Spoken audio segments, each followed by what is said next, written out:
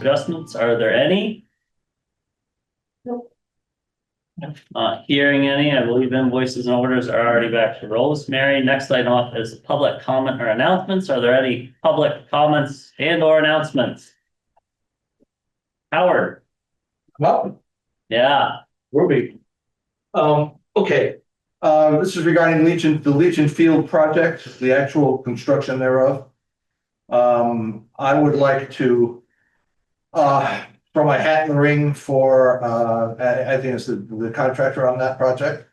And I don't quite know what to do about it in terms of what all is needed and necessary to make that happen.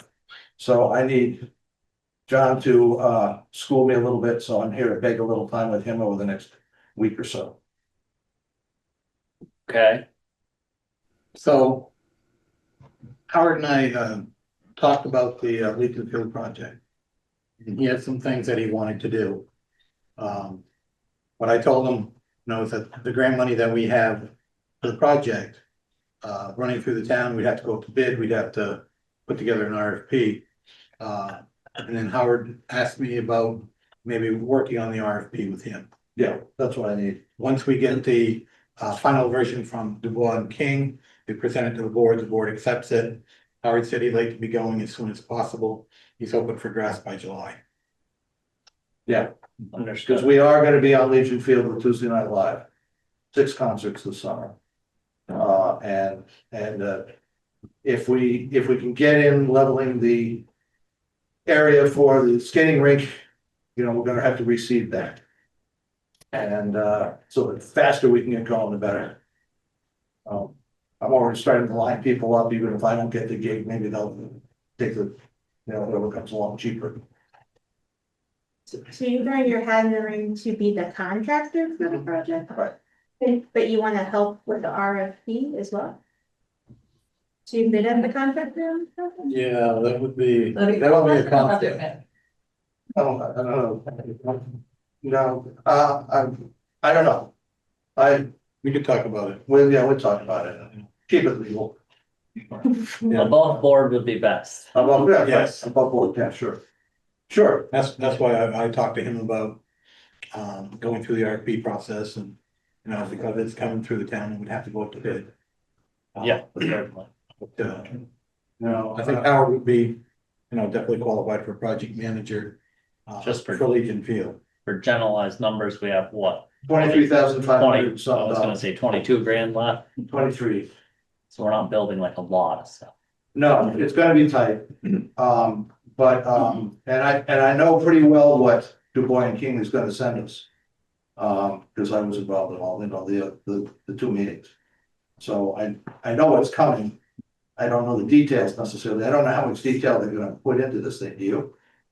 I don't, I talked to them today and they're pretty well wrapped up. We expect to be able to finalize it this week and then set a date, so. We'll have their input shortly. Yeah, sooner the better, obviously. Do they plan on another public meeting before presenting it to the board? No, they present to the board first and then. Right, yeah, that was it. Anyway, What do you think we can accomplish there with the 23? well, we can do the electrical work. And we can move the bandstand back to where it should be. And I do believe that we'll be able to flatten out the 50 by 100 foot spot for the rink.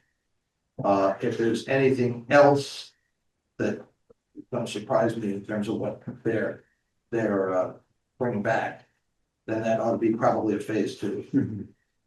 But we've got 23,500 and something dollars to work with. Like that. And grass by when? July 7th. Yeah, So backing up from there. 2 months coming back from there. Getting kind of tight. Okay. I mean, I think what we might do is do the, I mean, if I were running the project, we would probably do the rink first. And get it staked out, flattened, fenced in and seeded. And then go and do the electrical work and all, because neither of the other 2 projects are going to involve that part of the field. So. You know, getting every single day we can and.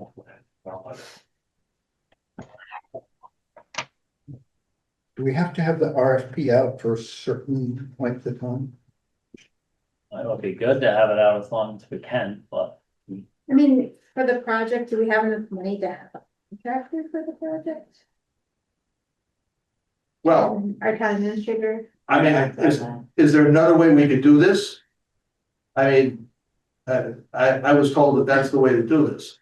You know, we'd have to take a look at the work involved. I mean, flattening the area for skating rink. I don't think that would be a big project. I mean, it's not like we're bringing in a lot of material. No, allegedly, we're not bringing in any, but we may have to bring it up. Right. And we may, in fact, you know, I sit on the board for the waste district and we've got an awful lot of compost over there. And we may actually top seed that, top dress it with that. Depends on what kind of price they'll do. You know, stuff like that, yeah. That's of the three things, that's the smallest price. This is the lowest cost. But the thing that has to be done first. I think once we get the plans back from the Lake and King, take a look at it. And then maybe sit down with Howard and put together a work order. And then just see how much work's gonna be involved. yeah, I want to see it first. I mean, worst case scenario. The massive concern is the skate rink area. It could be done after the Tuesday Night concert series is That could be done. done. Well, it can be, it can be. Our last concert is on the 18th of August. No, That's why I said. it's the week before that.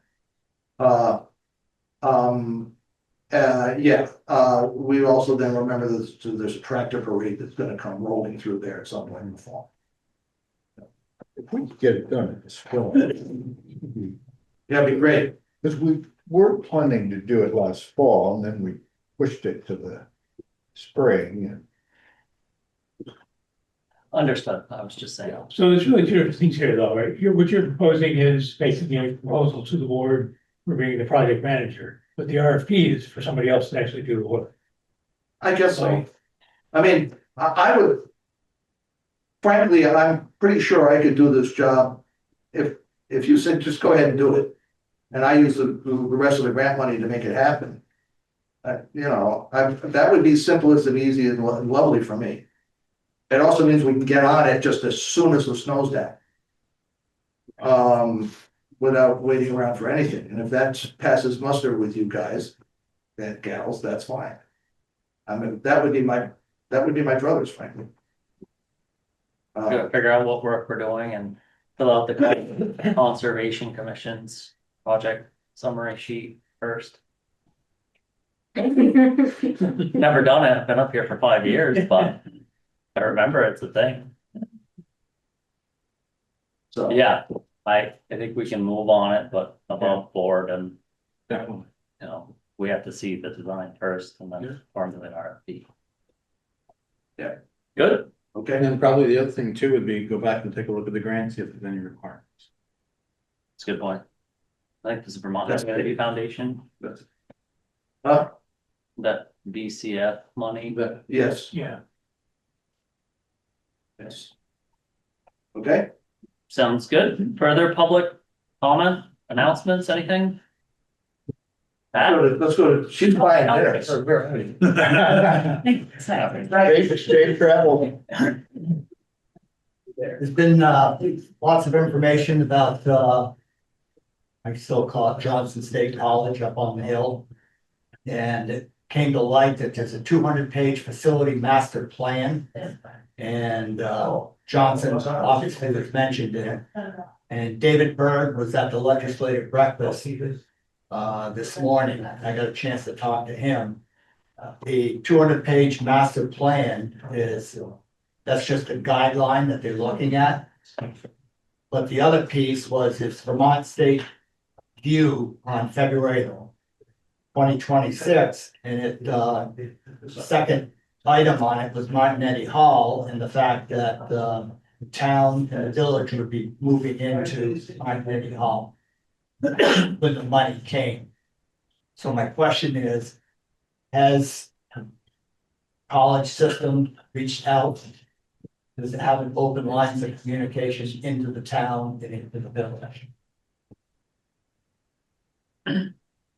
I saw that in the newspaper article you directed me to. Saw that newspaper article you directed me to last night, and no, we haven't signed anything. We have not signed any lease agreement or anything. I believe there's been conversations. Between the college and the town, part of that. It's all talked about at the meeting at the college, right? So how do we No, keep, no formal decisions have been made. so do we open up lines of communication into the chancellor's office? They're open. Yeah. We were in conversation about that possibility. Right up to the point in time when they submitted. An application for It was CDBG, DR, development block grant money. DR 4720 money. Which but that application wasn't approved Right. in this last go round of funding. They're planning to submit an application again for the next round. But our conversations were only up to that point of the last application. So the moving of their view seems to be that the town's gonna move up there. And does that go before the public? Does the public want that? And what happens to this building? Something of that magnitude would obviously have to have some public comment, maybe even. I don't know if it'd technically be a town meeting, but some sort of special informational meeting. If we were to sell any property that we own, we would at the very least have to warn it in the newspaper for 30 days. I believe we'd be putting it on our Facebook page, sending it out, talking about it in meetings. That's any property that we own. We own 50% of this property. And another large portion of the conversation when moving the municipal building, wherever it was going, was being talked about a lot. A large portion of that conversation was the sewer treatment plant back here, potentially moving uphill, and this made the most sense. My knowledge, and we all know it's a village run utility, but to my knowledge, the village still does not have an offer from FEMA on funding. And I believe FEMA's behind about 6 months on that offer. I'm not trying to put any words in the village's mouth. I think, and I respect the village and their decisions. I think with the limited number of customers, having to spend millions of dollars to move it would be difficult financially. And then I think we're hoping to look for state or federal money if a move were to happen, because strapping a multi-million-dollar cost on, I don't even know how many ratepayers there are, 600, 800, whatever there is. 300. Okay, apparently 300. We're about.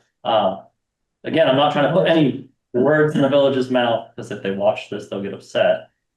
I'm just saying that it was a portion of the conversation when we were talking about moving wherever if we were moving. And if we were to sell, it would have to be warned by state statute. I mean, this obviously isn't gonna happen tomorrow, so this could be a five years down the road. It sounds like at very least we need to be open conversations with the state. Right? It could be, I don't know the time track. If you look back at previous meetings, there was a joint meeting between the town and the village. And I believe, the select board was maybe cautious at the time, just saying there'd have to be thought so that services weren't interrupted. And I think our caution stretched out the timeline, which may have not worked for the village at the time, but now FEMA hasn't told them how much they'll spend. I mean, give or take. Numbers I heard were roughly $15 million to rebuild in place and like 30 million to move, but I really don't know if those have changed But you can see the $15 million delta would be hard to swallow for ratepayers on a small utility. Am I talking too much? You can tell me, to shut up. No, I think my main concern is keeping the lines of somehow keeping the lines of communication open into the chancellors. So that when I'm not seeing, I don't know if that was old data on the February 26th that, you know, we're moving into Martinetti.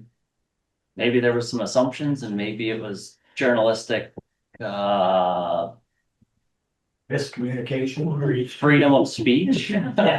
Was it, Um, was that in an article or was that in the meeting that, the breakfast? it was in. Once I started researching the 200-page master plan, and then the information starts popping up on this, and I don't know where the other one showed up. I think Lori found it somewhere. It was like some It was in newspaper. a newspaper article. Montpelier or I sent you guys a something. link to that. That made a big problem. Yeah. We've been running with some old names. Rosemary's the holder of records. Have we signed anything? No. Okay, Okay. nothing's been signed. Right. And to my knowledge, no formal letters even been given to us. Got it. For at least. Further public comment? More? That's it. And have a good day tomorrow. Our representatives will be at town meeting tomorrow after the lunch break. If you have questions for them, You confirmed? at least Rich did. Okay. They usually roll. Thank you. Thank you, Pat. You- Further you comment? public comment, announcements, select board issues, concerns, updates, anybody? Consent, Real quickly too, I sent everybody the link to the plan Pat is referring to, so you can follow that. It's fun reading. Also LCPC sent the updated FEMA flood maps, which I also sent a link to, so we can put that on our website so people can access it as well. It's not there yet though. I signed up for the session. Did you see that? I did not sign up, but I saw the webinars. Yeah, yeah. Yeah, Mhm. I'm not sure what those are, but I was gonna ask. I think just explaining the maps. Yeah. That's what I got, but And lastly, just a heads up, the capital assets plan that we're going ahead with Morristown, the grant that we were awarded. The RFP has been essentially finalized. I spoke for LCPC tonight. I think we got the wording nailed down. So they were putting out an RFP to our contractor to get that capital assets plan rolling. So. thank you. Further? Hearing nothing. Next up is our consent agenda. For public record, on the consent agenda is approval of minutes on February 19th. Accept the resignation of Joe Marson on the beautification committee. And is it due today? Tomorrow? The, her, Directed spending. her letter of intent was due today, Okay, so, so that's already, yeah, it's the retroactive. request was made, I didn't go forward. So she's gonna go through all the letters that she has, Yeah, and she'll reach out to the projects that she wants to report. okay, And then, I did reach out to Senator Welch and Senator Hicker's office, just to try to get some information on them. My goal, my request for the board would be, we'll fly for all three and see if we get some different one. so as well, with all that detail under the consent agenda is allowing the town administrator to apply for congressionally directed spending grants in the amount of $500,000 for the library project. Did I get- The consent agenda with the addition of thanks to Joe Marson. There's a motion, is there a second? Well, go ahead and second it and I'll say my thing. We got a second. Okay, did you see the email from Susan that she wanted an addition to the minutes? I guess something that Adrian said that didn't get in the minutes when you guys were talking about, whether, the town offices were gonna be open or closed. I guess Adrian said that she thought town employees should be working at town meeting to learn the process because Rosemary isn't gonna be around that much longer. And Susan thought that was like an important comment that should be added to the minutes. She sent me like a couple sentences to add. Does Could you just add that clarification to these minutes? I could, or I could just, I mean, I can change the, whichever you guys want. I guess it's up to you guys. Is that a friendly amendment from the motioner and the seconder? Very friendly. All right, I agree, those words are good.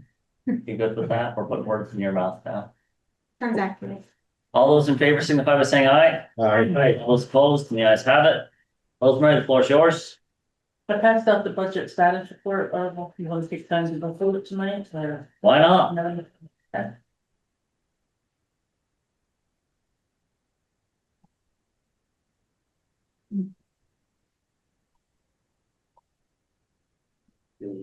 Today, our income is at 92%. And the budget for the general department. In the highway is at 55.86% spent budget.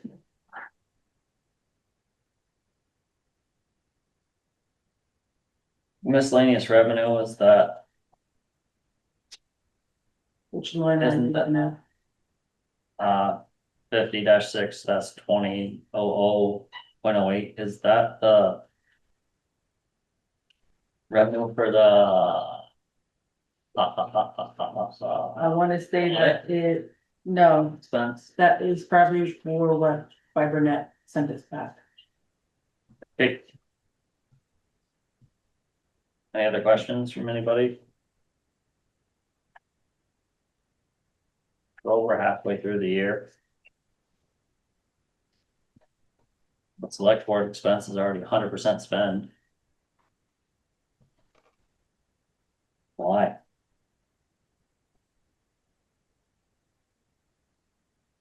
We overspent a lot on consulting services.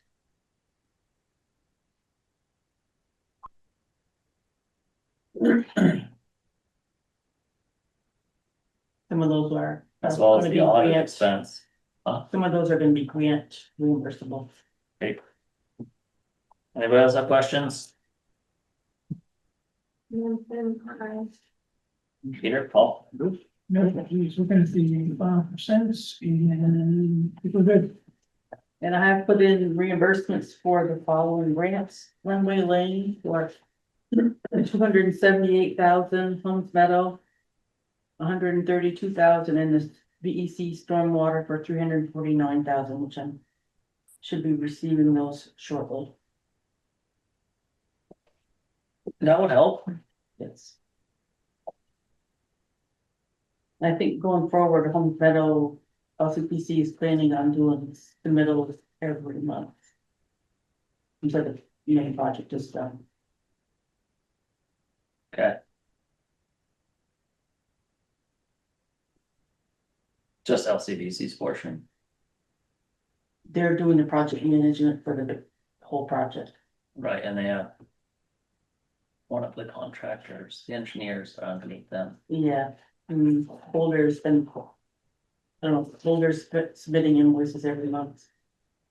But we don't have to wait on that reimbursement. Anything further? And that's all. Okay, I have a request for second class liquor license, DG Retail. That's assumed Dollar Dollar General. General, yeah, and RL Valley Inc.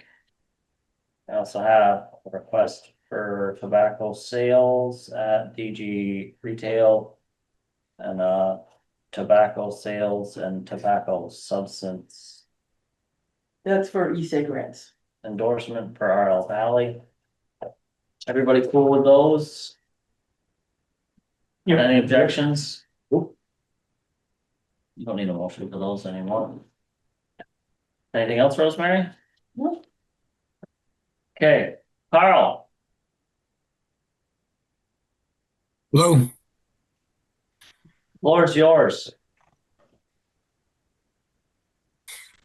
right, so the first item, I believe, is to talk about a special meeting for the possibility of awarding a contract for the tree clearing and removal in the industrial park. So the possibility of this happening this spring, early spring, is still up in the air. So what I would appreciate tonight is if the select board could just pick a date and time for a special meeting during the week of March 23, preferably later in the week. And just keep that date penciled in on your calendar in case we see that we are going to have the permits, so that you could award the contract and the work could start hopefully around the 1st of April.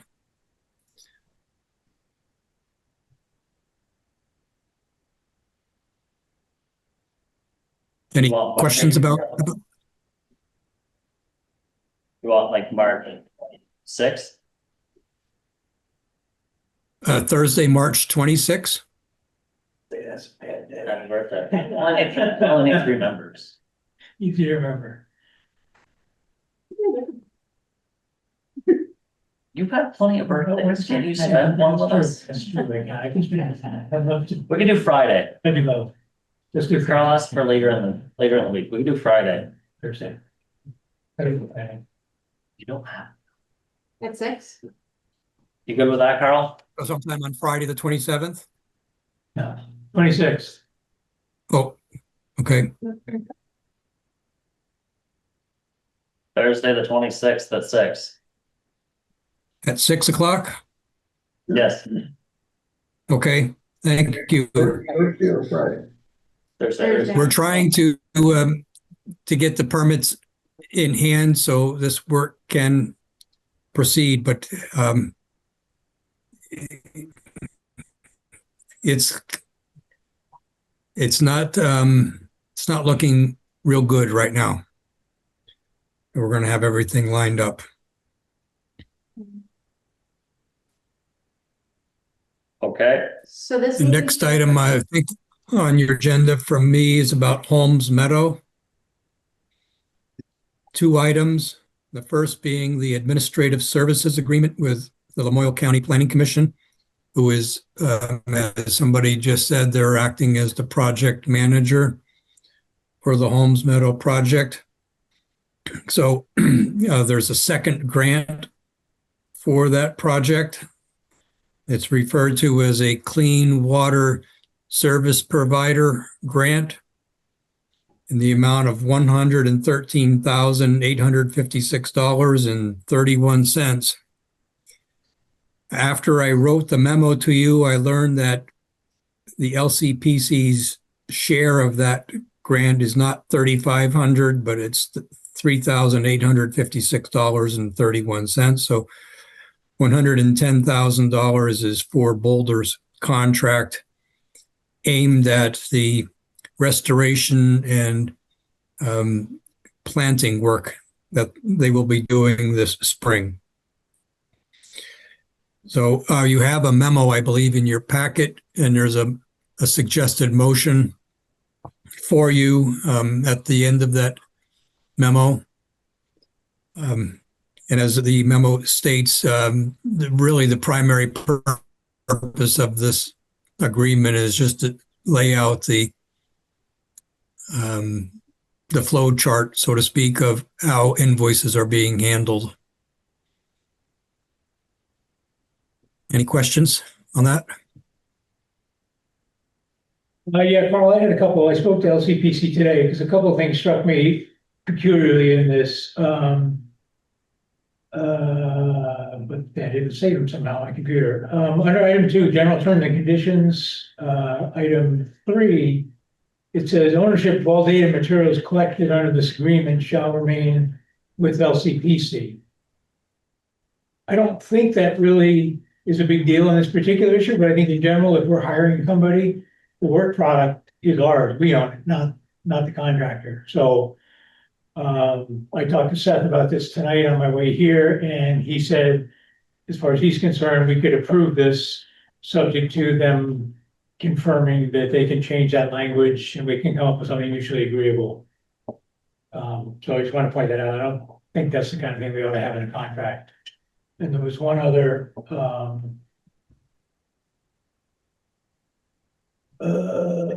item H under the same section to, it says if the town shall fail to fulfill in a timely and proper manner its obligations under this agreement, LCPC shall have the right to terminate this agreement by giving written notice with 30 days, blah, blah, blah.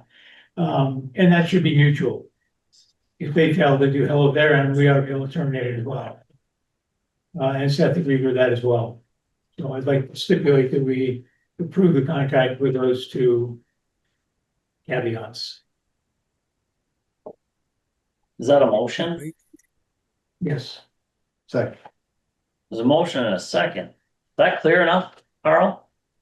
Under further discussion, we could talk about this being a. 2H and 2C. Subject to change. Succinct. Get that, huh? This is the agreement for What did you administrative. say? privilege. I couldn't understand the first part, something subject to change. 2H and 2C Oh, See. H, okay. will be amended to be agreeable to both the town and LCPC.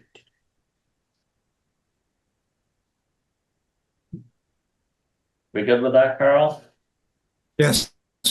All those in favor with the motion, please signify by saying aye. Aye. All those opposed, and the ayes have it. The next up is to approve the site access license with operation and maintenance plan for Holmes Meadow project property and to authorize the town administrator to sign lease. You have anything on that? Well, I'll just add a detail. The NRPC, which is the Northwestern Regional Planning Commission, is involved in this because they are the clean water service provider for your section of the Lamoille River Basin. So apparently the state has given money to that Regional Planning Commission to administer.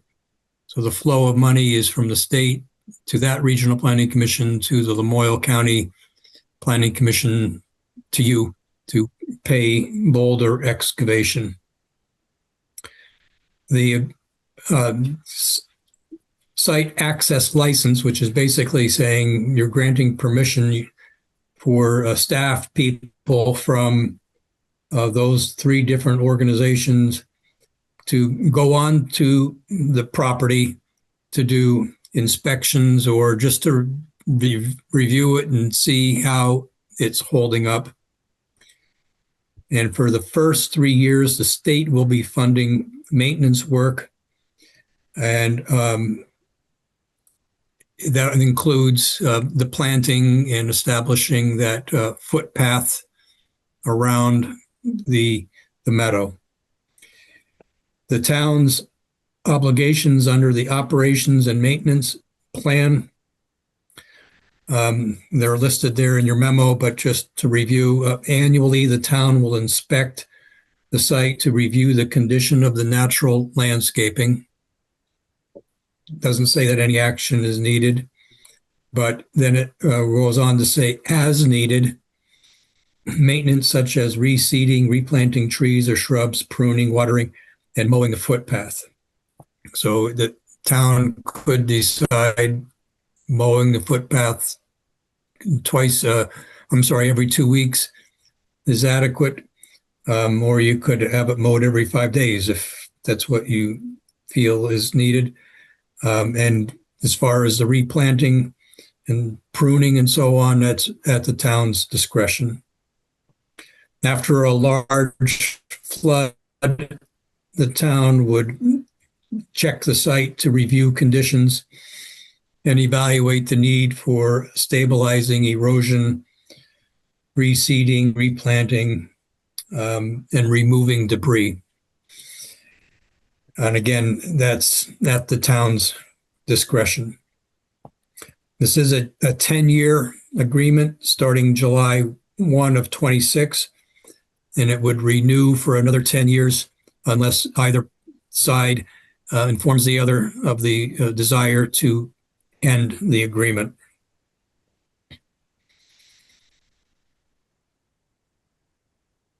So it sounds like it's minimal amount of obligations on the town, other than the inspections.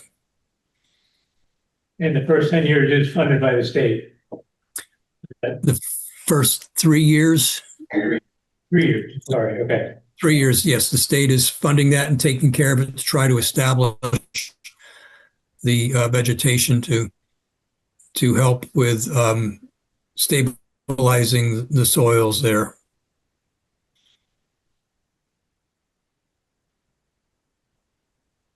Could I get a motion? Move to approve site access license with operations and maintenance plan for the Holmes Meadow project. And property, and to authorize the town administrator to sign the license. Second. There's a motion and a second. Is there further discussion? We have a lot up front. That's fine. All those in favor, signify by saying aye. Aye. All those opposed? You have anything more, Carl? On the Holmes Meadow, just one note for you. Late last week, we learned that the state has approved the grant agreement amendment to increase the amount of grant money. And the documents are in the process of being completed. And LCPC agreed that it would be best to ask the select board to approve change order number 4 at your next meeting, after you actually see that the revised grant agreement has come through. Okay, I'll hold on for your other agenda item. on to the next one. Item number 7, which is a discussion with the Johnson recreational committees. Do you want to take the lead on this, Adrian? Sure. Thank you for all coming out. So I put this on the agenda because currently we have a lot of recreation and park adjacent groups. We currently have the Johnson Recreation Economic Development Task Force from the Reimagined Johnson efforts. We have the Lamoille Valley Rail Trail Committee. We have the Skate Park Committee, the Conservation Commission, the Tree Board that runs the Johnson Arboretum, and then we have the Beautification Committee that handles some plantings around town properties and some village approved properties. So in my opinion, we have some issues that I think could be coming from having a good amount of recreation and park groups, but not having a specific recreation committee group. Some of those issues are volunteer numbers are down across committees and commissions. I don't remember the last time we have appointed someone to a committee. It's been quite a while, I think. And in Johnson, committees are how people learn about our town government and eventually run for select board. All of us were on commissions and committees prior to being on the select board, so I think there is a pipeline. The FEMA buyouts will create new town-owned green spaces that need planning and stewardship. Currently no clear group is in charge of making those kinds of plans and recommendations to the select board.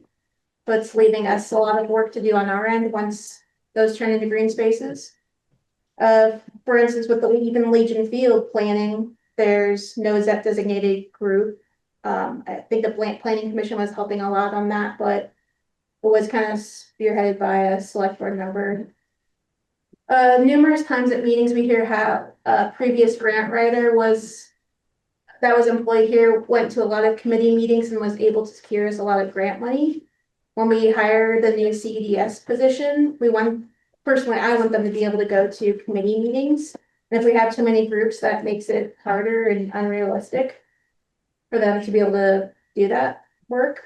Currently our rec coordinator doesn't have an active rec committee to be able to report to and draw volunteers from and get advice from.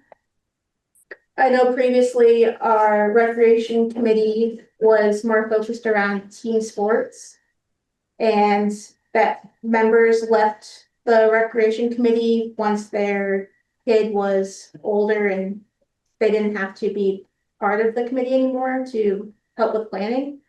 But I don't think that means that our future rec committee has to have that same focus and mission. It could be whatever the new recreation committee wants it to be.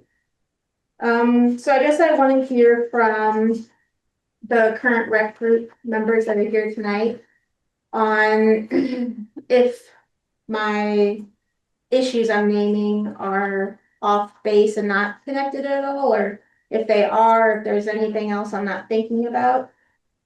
Personally, one of my goals is for us to consolidate some of these groups to be able to have more volunteers by having clear names of committees and groups. And your opinions could help inform that decision for the select board.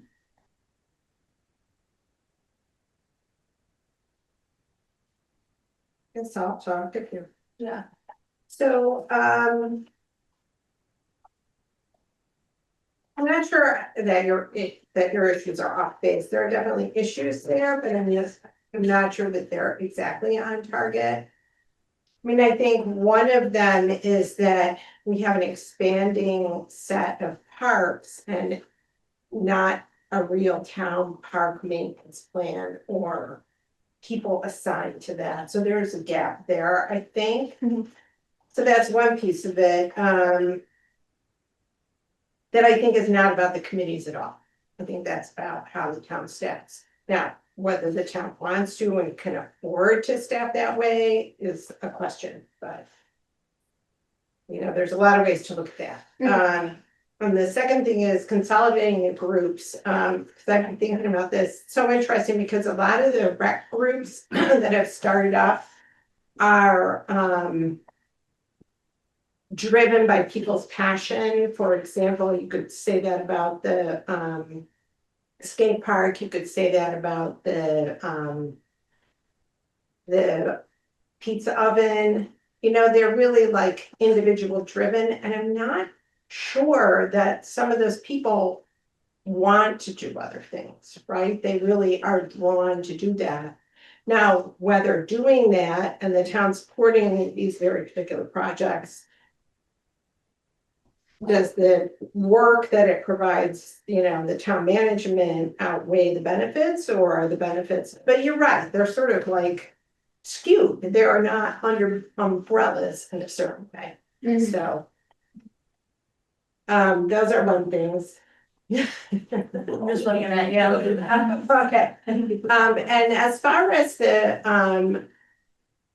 rec task force, so that's this group of us here, we're a task force. We're really not meant to last that long. But we were taken off out of that Reimagine Johnson into a place which I think a lot of us, I know I did, advocated for at the Reimagine Johnson, because Johnson is so well situated that we have really amazing outdoor recreation assets for the town that the town doesn't really take advantage of. So one thing I would like to say to you is that not all of developing those assets or figuring out how to manage those assets is really on the town shoulders, because a lot of the things we've talked about have overlapped all kinds of different groups and recreations. So for example, Isabel in town recreation has worked with Kate at the college, and I know you had some connection before, but that like connection of the town and the college came out of Reimagine Johnson. And it's not really about the committees at all, but it really allowed the growth of the reestablishment of the swim program. And that's something, it fell apart because of COVID, not because anyone did anything wrong. Yeah. And it's really exciting that that's restarted, and it's been so interesting to hear their conversations in our meetings, because other things have bubbled up that are opportunities for the town that might be really exciting if we can find a way to have them manage in the college. And one thing that's really clear about that relationship is that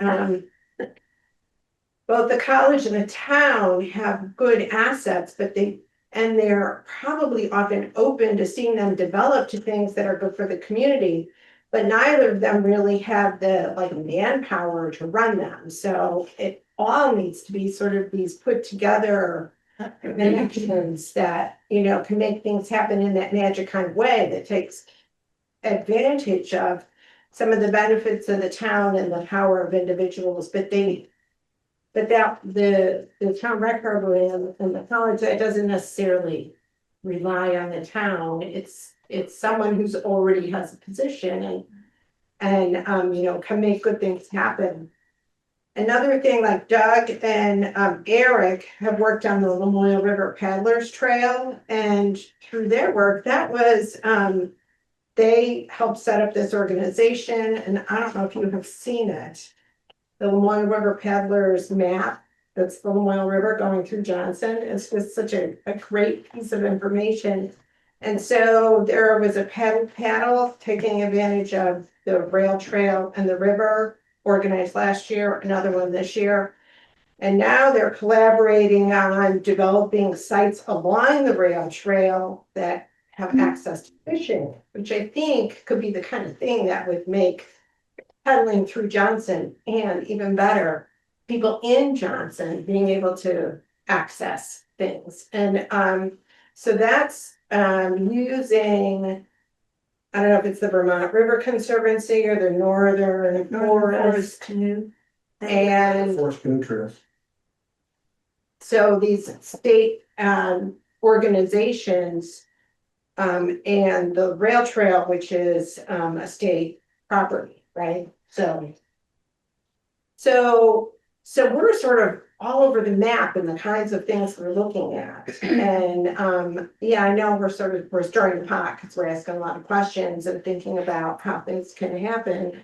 But I just want you to know we're all keenly aware that anything we imagine, we have to find all the pieces, which means that there's community support for the project, that there's a funding source that might be the state, might be private money, and might be From RERC, the rural recreation economy for rural communities, the EPA grant that we're all on the steering committee of, might end up solving some of these problems or creating a.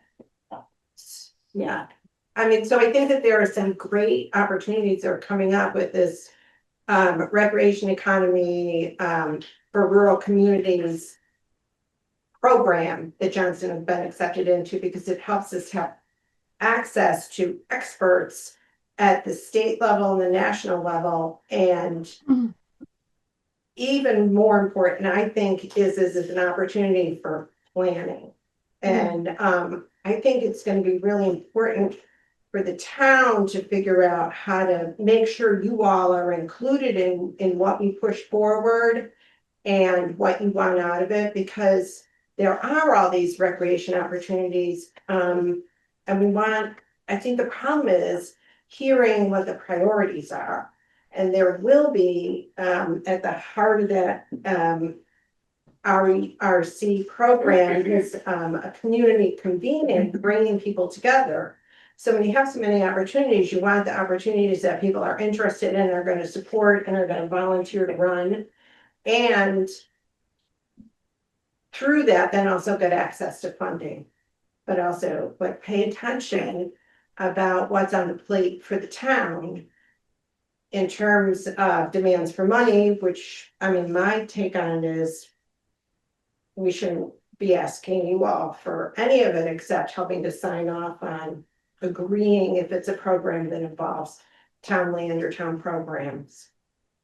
and prioritization. I mean, I think there's just a lot out there, and knowing like what's most important could be really helpful. One thing that really struck my ear going to the first introductory meeting and to the convening, which was presentations by towns from all across the country who already did the program, was that there are a couple of the experts on our panel are brownfield experts through the EPA, which could give us access to funding and help sort of solve the questions around Old Mill Park. And along with that, access to funding that would help resolve any of those things, because it's just a beautiful park, and it's a terrific place to play, but the fields have problems and limits that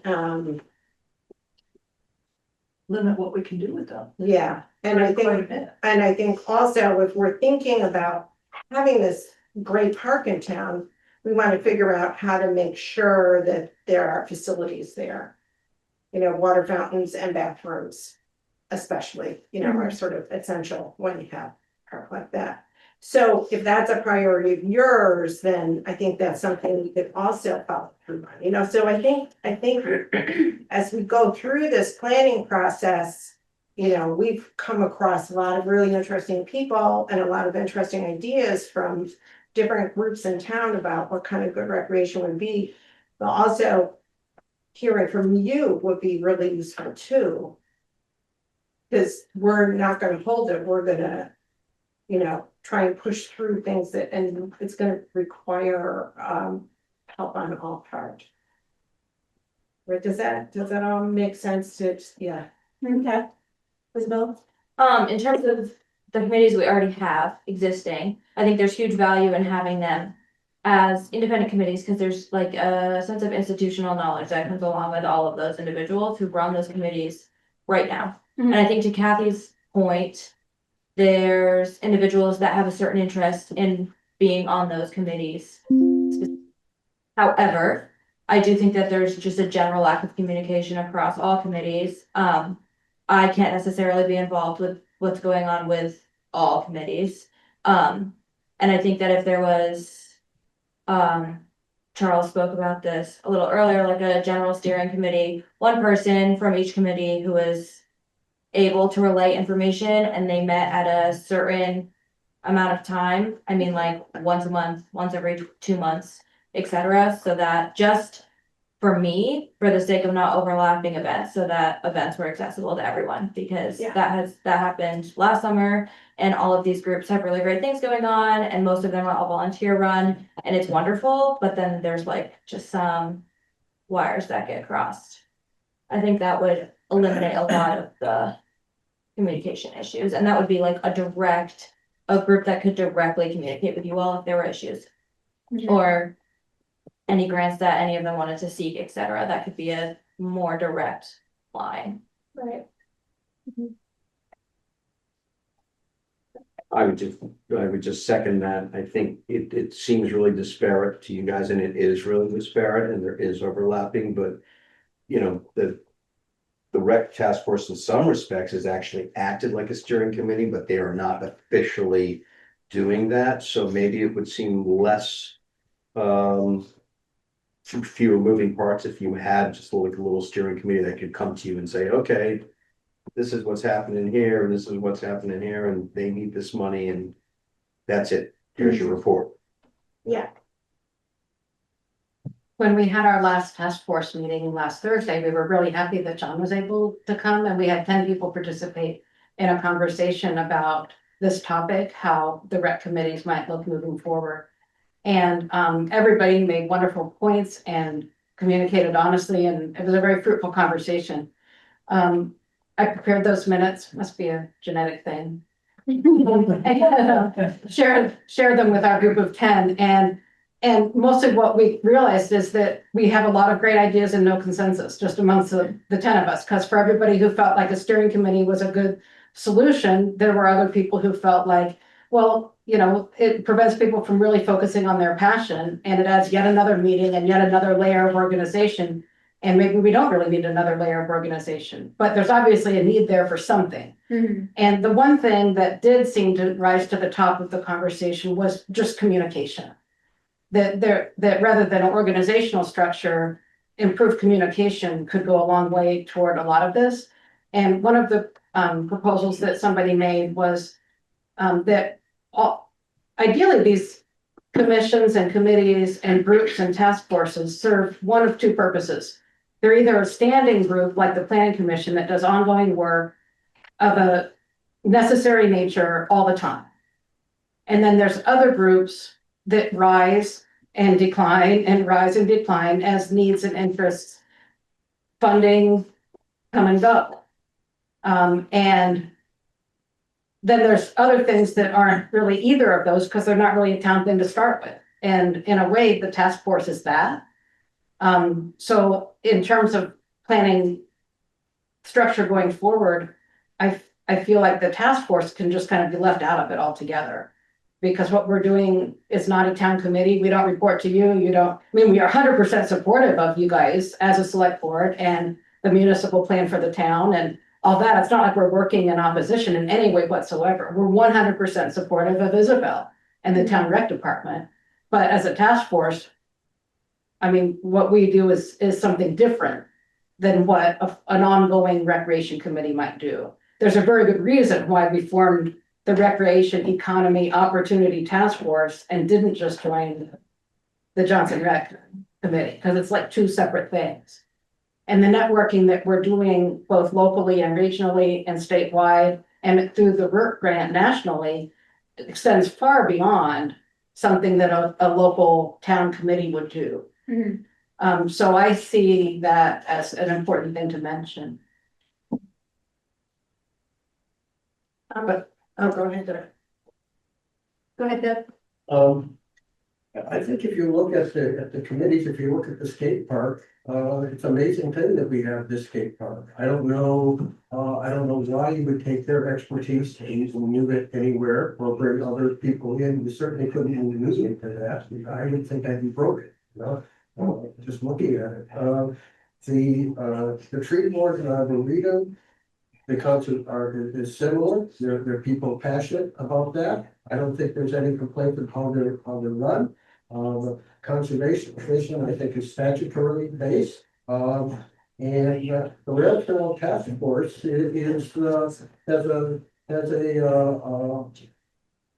purpose statement, April 17th, 2023. The role of the Johnson Rail Trail Advisory Committee is envisioned by the select board as a limited term committee whose purpose is to evaluate the benefits and impacts of the opening of all segments of the Loyal Valley Rail Trail and provide advice to the Johnson Select Board in the following areas: the expected range of benefits, specific actions for consideration to enhance or facilitate the positive benefit, specific that might accrue, specific actions for the private sector, and for regional and state entities. We're an economic development committee. What I'd really like to do is report to a CEDS and have guidance on a level above us, and we could be people in a sounding board down below.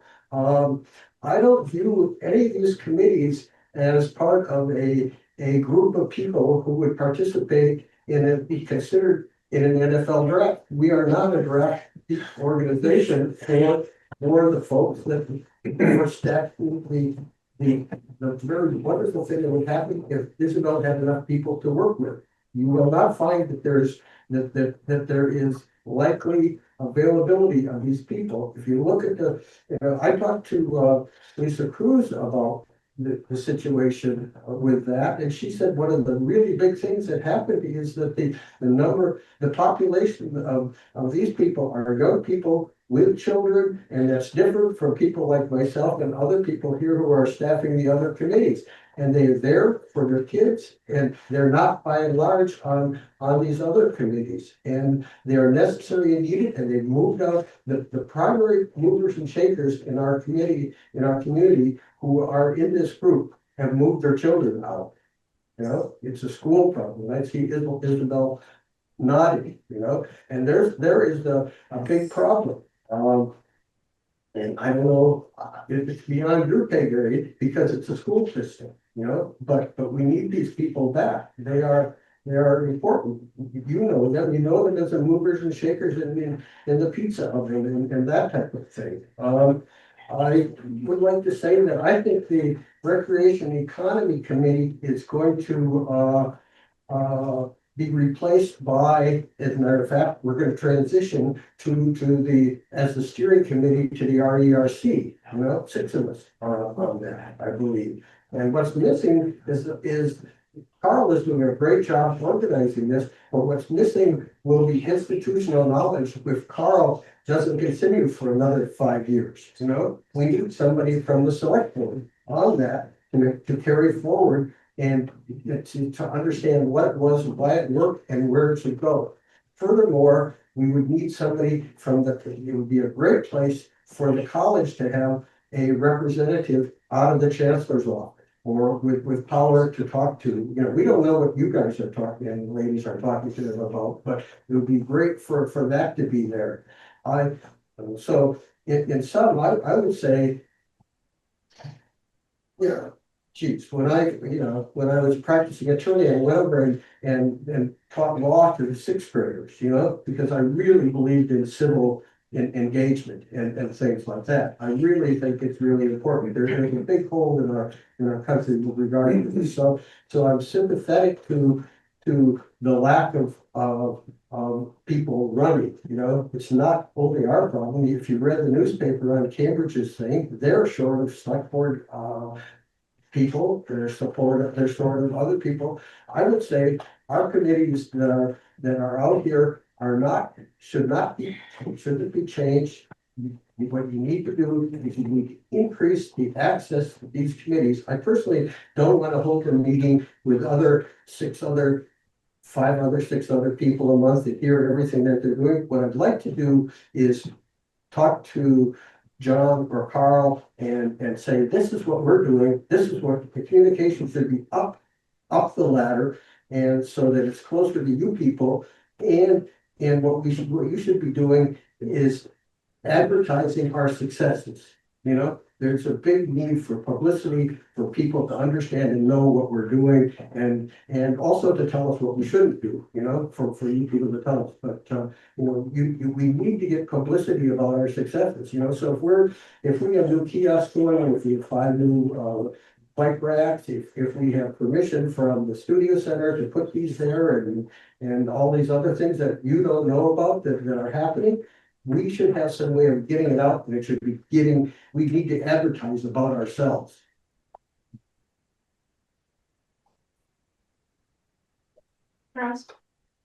So obviously there's a disparate bunch of things going on here.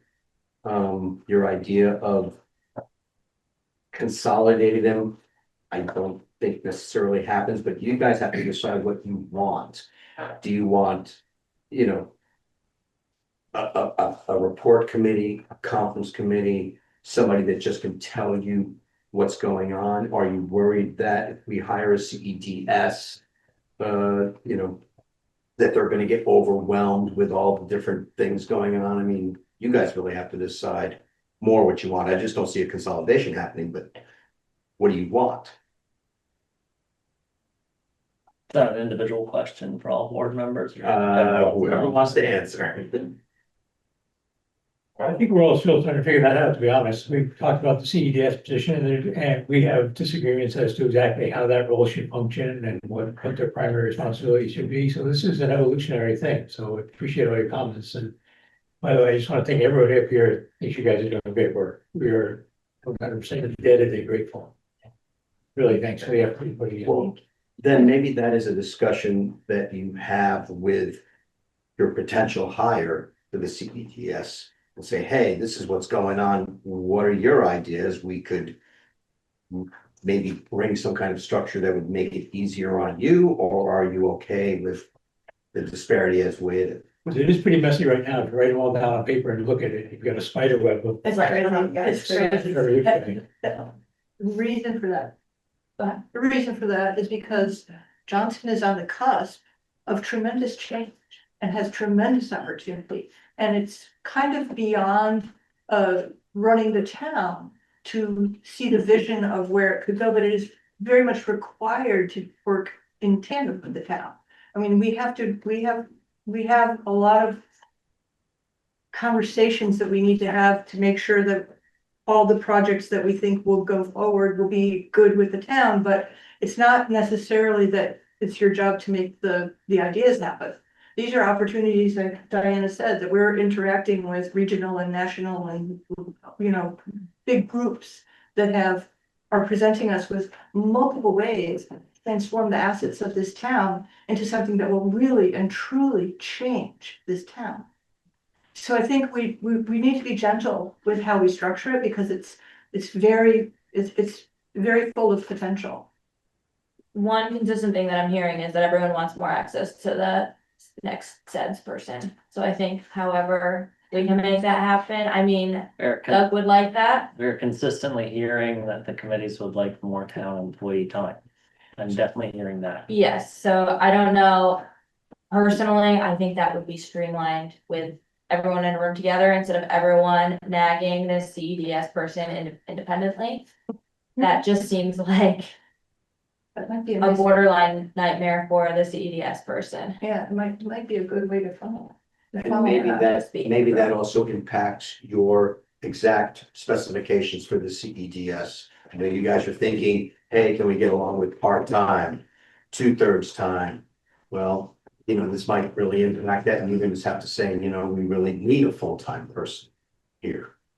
Just creating the park, once the FEMA properties get removed between the rail trail and the town, that's gonna be a magnificent change. And we probably will need a parks department. It probably will be something that goes beyond your imagination at this point.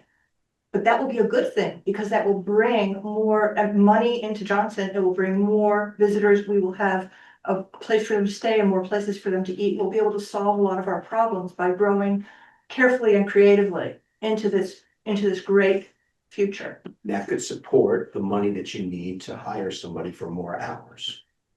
Alternatively, we could just, if it's not in the cards to do full-time or extend the CEDS hours, it could just be different meeting structures and not have to be as frequent or et cetera. Yeah. Like there's ways to work around it. I agree with this all. Diane? Well, I just wanted to roll in the idea that you have just recently evaluated the office positions and the road crew positions, the number and the structure of that. And it just seems like it's ever more evident that you might also expand that investigation to other types of town employees too. And while we've had this model of the CEDS person in the past, when you look at the need for parks, forest, and recreation, maybe something along those lines, in other words, maybe not just addressing this from the community level, volunteer level, but from the town governance level might be valuable. In other words, maybe this project has grown beyond the capacity of a bunch of volunteers. Maybe, but crowdsourcing the imagination and the energy and creativity, look what it's gotten us. So I don't think we're outrun it yet. I like that. I'm not moving away yet. Duncan's hiding back there with his hand raised. I kind of missed. Funny. Yes. Yes. All right, later on in the evening, it looks like you're gonna have a discussion about the CEDS position. I read the minutes of the last meeting and I was kind of intrigued by Evan's comment at the end of the meeting that maybe an alternative might be to hire a part-time administrative assistant or town administrator who could focus on some of those things. And maybe that's the way to go. But I think I've certainly heard tonight a lot of people say that there's a real need for bringing the disparate pieces together and hopefully avoiding duplication of effort and coming up with a more solid plan. So I think that there's no question that the need for additional staff or whatever is there. as a taxpayer, I have to say that I'm concerned about, we have the smallest grand list on a per capita basis in the county. And the only place where that staff comes from is the grand list, the taxpayer, the taxes. So unless you can figure out a way to bring in money to fund that position that's not grand list based, you know, you're gonna bump up against that as well. But I clearly hear that, you know, there's an issue and a need for coordination, communication. Now, how you work that out between the town administrator and the CDS, or whether you come up with a totally different method of doing that. I think a lot of what's been talked about tonight is, in essence, economic development. It's community development as well, and the title is Community and Economic Development Coordinator or Specialist. So those are, you know, integral pieces, and I don't think they're necessarily meshing right now. But I'm not sure that the committee structure itself needs all that much adjustment as so much as a means of coordinating the pieces.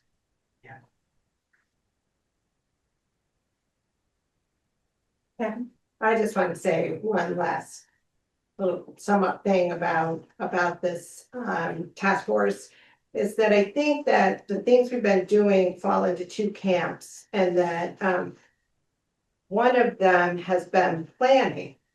We read first thing about the town plan and recreation and how those fit together. So I think there's an aspect of what this task force has been doing and thinking about and talking about ties into town planning, particularly as far as the parks go and the spaces go.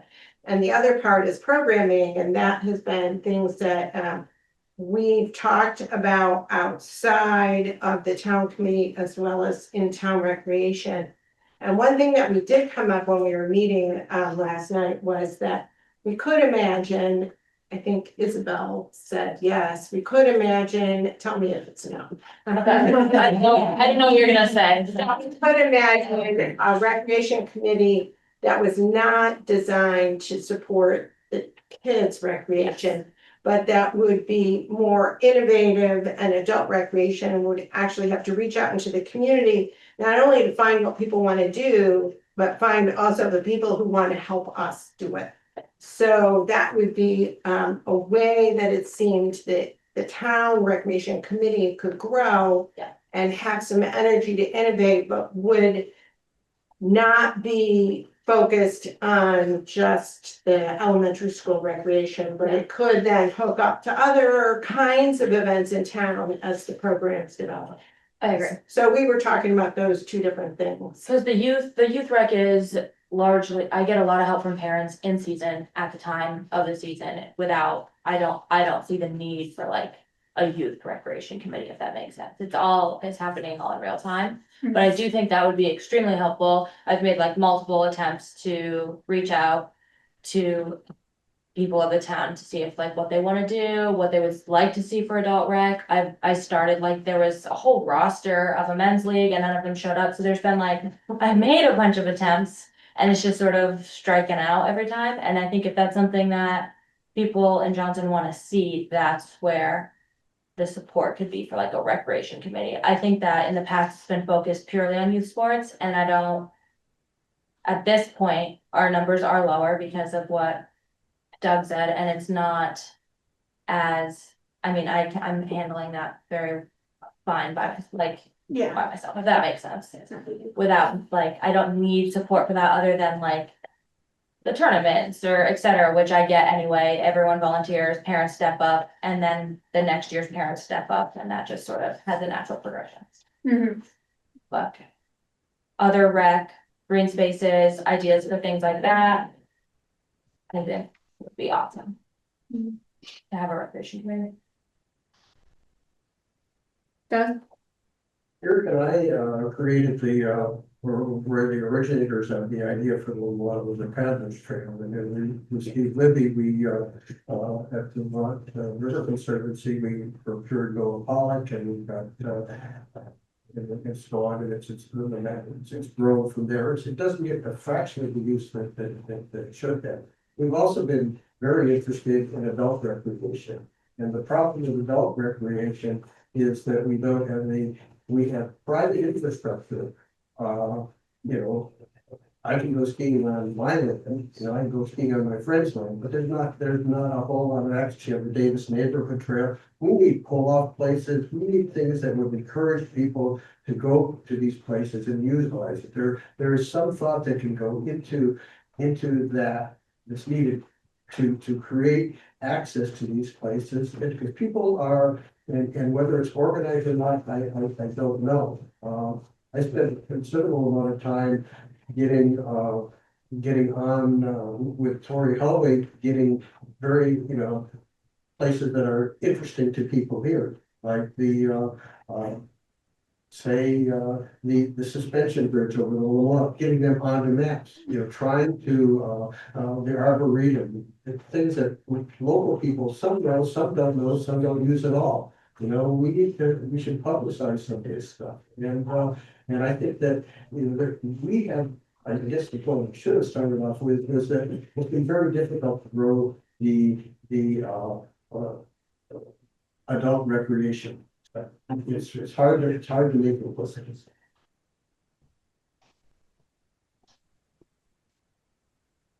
What do you want to say, Mona? Well, I just think what we're doing in a lot of our committees is making the places bigger and more accessible. And what the adult rec would do is figure out how to use those places in a way that's fun and interesting and get everyone to join in. And then we'd really be vibrant. We have to have the places, we have to have the plans, we have to have the connections, but then we have to have people using them. So I think I'm on Isabel's side about maybe constructing some sort of adult event, create excitement committee. Sorry if I said a weird thing, but.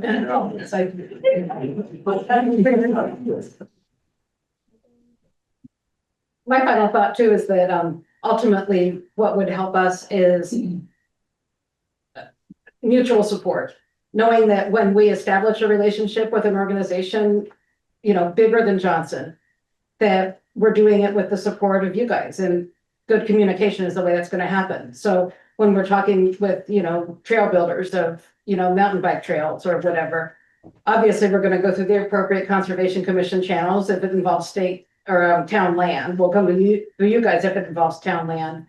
But I mean, gosh, there's so much potential for like a nonprofit to collaborate with private landowners to do something for the benefit of our entire town. And it would just be super if we could support each other in doing that. Mm-hmm. And it looks to me like something that we'd be taking off your plate rather than extra work that we're adding. I mean, that's my goal here is I don't want to do anything to make the job of the select board harder and more intense.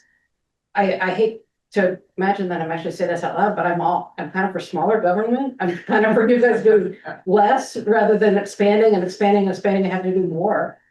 Might be one time I'm actually saying that government could be smaller and responsible for less. Did you get that, Donna? Verbatim, please. I want to put it in a negative word, which is that I don't think that you folks, we're out there doing this stuff because you folks, and we're not bringing it because you folks aren't doing it. You really do not have time to do this. What we need is someone that you in your organization that we can speak to, that you trust, that you can delegate watching us, riding herd over us, and go forward. I've been in your shoes, I know what it's like, well, we got a dog bite case. Well, it's budget time. Well, whatever, you need a economic development person to help us help you. I agree, and I worry that I won't be able to convince my other board members to have a full-time CEDS to go to all of your meetings. Because I agree with that. I want all of the knowledge that happens at all the meetings. I wanna be able to go to all meetings and I can't go myself and I can't expect an employee to go. So that's the thought on consolidating, is that we'd be able to capture that. And again, the recreation committee doesn't have to be used for it. It could be whatever it wanted to be, whatever focus. Something I heard you guys say a lot was institutional knowledge. And I'm curious if you've had newer members coming to your meetings to pass on that institutional knowledge, because institutional knowledge is great until the institution's gone. And then it can't be passed down to other people. So I'm just curious if. I don't know if you call it institutional knowledge, but one of the things that I've been most glad to have happen is all of the networking with the different clubs and groups in town. And I've got to know people who I never would have had a chance to talk to otherwise. And as a task force, we've been incredibly open to hearing from the snow riders.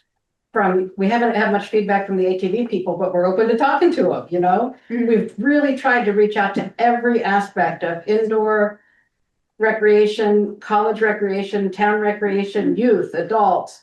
We're making connections with Green Mountain Club, Vermont Mountain Bike Association, Vermont Hudson Trails, Belmont Trail, you know? And all of these groups are valuable resources, and yeah, it's really kind of cool. So I don't know if that's institutional knowledge, but it's like way bigger than what we could be doing alone, just a few of us. But for the committees we have now, you're saying the current committees are there new members joining? Or Yeah, is it just sort of aging members?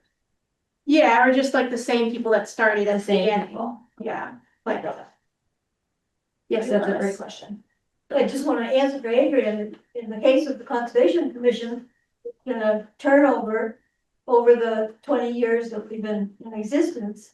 And there are young people and then there's some older ones, but we have a good mix in that group. As a historical society, less so, but that's understandable.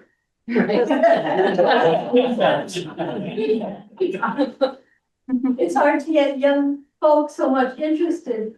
We'll keep trying on that, but I don't see that age thing as a huge problem. Like people come and go for committees, and committee that is charged with having 9 members. If they only have 7, and the 7 are doing what they really want to have accomplished, it works out just fine. And a little ebb and flow over the years, but it works. Because the people who are there want to be there.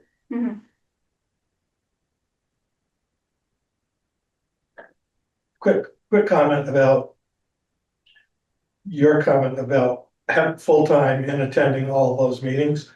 In past work life, I've been there. And it's an absolutely unreasonable expectation to have an employee attend all the meetings. I mean, you're talking about, 4, 5, 6 committees out there. It doesn't work, people have lives, and the committees have to meet at night, and if you're expecting an employee to go out and attend all those night meetings, it isn't gonna happen. It's not gonna work. So I think more important than that is attendance at key meetings, and good communication between the committees. Perhaps the chairs take on the role of, communicating with a CEDES or a town administrator or whoever it is that you decide is sort of that pivot point person, communication person. I think that's the most important thing. I think a physical attendance at a meeting really doesn't amount to much. Yeah. So, Okay. Does any of the board members have any thoughts before we move on from this topic? You're gonna go first. Well, I guess I would just reiterate, first of all, thank you all for what you're doing. I think the energy that came out of the Imagine Johnson and the various task forces that came up and so forth has really been pretty astounding and very successful. And I just encourage you to keep going. I don't think we have perfect answers to how this is going to work just yet. But I think there's room for all of us to kind of get our heads together and figure out something that works and tweak it as we go. So be patient with us. Shouldn't let you go first. The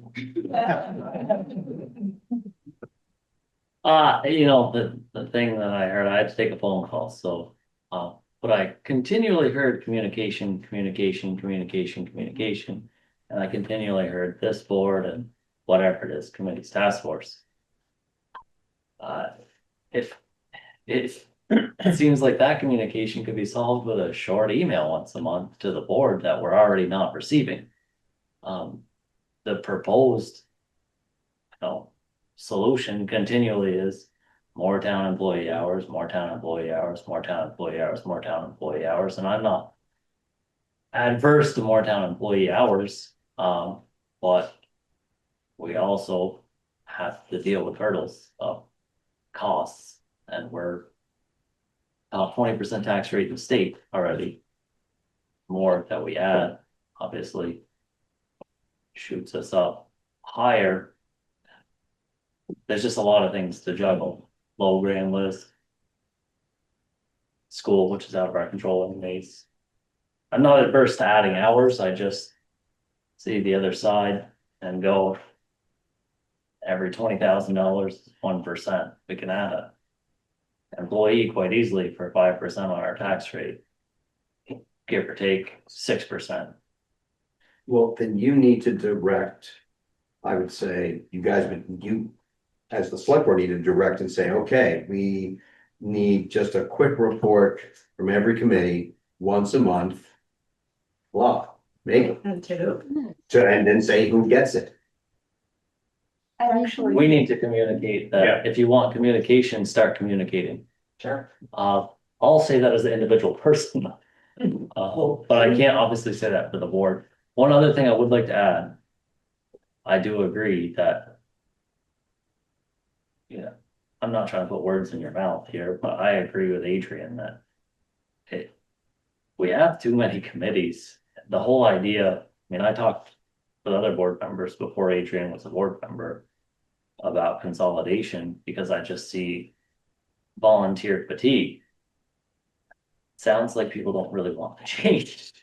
And this might not be the right time, but I do believe that we just grow every year. Seems like we had a committee every year, a committee wants a reserve fund every year. It's just government growing government. And while all the committees have great things at heart, there's never a long-term plan by committees and a full cost analysis. What I mean by that is, I don't want to pick on any one committee, but every committee wants more. When you add more, there's never a long-term plan for maintenance other than the town will just have to pay for it. Or we'll go get another grant and the town will just have to pay for maintenance on that. I'm not saying that's a bad thing, I'm just saying that it's part of the reason why our tax rate is what it is. Is there an ideal number of committees? For me, I can't. We haven't discussed that. Okay. I'm just saying that I've talked with previous board members before this board about there just being Too bad. so many committees, and you look at other towns and you go, well, they have a Parks and Rec department.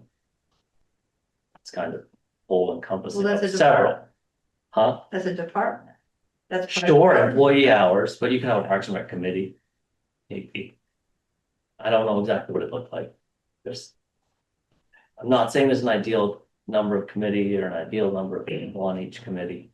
I'd be I just interested wanted in. to reduce headaches, and it seems like conversations adding headaches for committee. I hear what you're saying, I feel like the next person that we have as a CD, community development, economic specialist. I would like to have that person be able to help us develop our projects to the point where they're an economic boon to the town. So I feel like we need to have someone who can really communicate with us and we can really communicate with them, and that there's a set opening for us to do that. And it sounds like you want us to do that, to work with this person that you haven't found a definition for yet. But I'm really excited to hear the definition of the CDS person. I can't remember all the letters. Because I think it's very important that person would be an access point for all of this to move forward. I don't think that it's necessary for whoever is the person at the select board level or at the administration level to attend the meetings. What we've never had is someone who is responsible to us to take our phone calls, for me to give them a 10-minute phone call once a month and say, this is what we're doing. Does this fit? You know, we and that's their job, and you understand that's their job. And to gather this information, it can be phone call. You know, I guess that shows what generation I'm from, right? but I try to take you guys, but always somebody else, you know. So this, you know, besides telling us to call us and pass the information, you know, we had operated on liaisons, you know, well, we first could have a liaison. Mark Woodward was a liaison. We had other liaisons. They didn't exist, you know, they were phantoms, you know, you people were too busy. We need somebody, a designated person, and as a designated role that you've created, that we pass information on to. I think it's the same thing we said. So let's work on the definition of this type person. An important person. Any thoughts, Peter?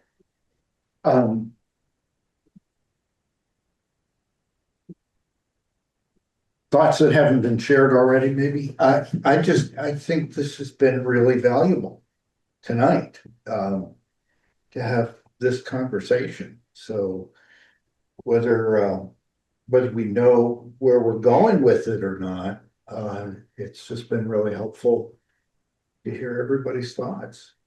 And we have so many good things going on. We've got to feed that, encourage it, support it.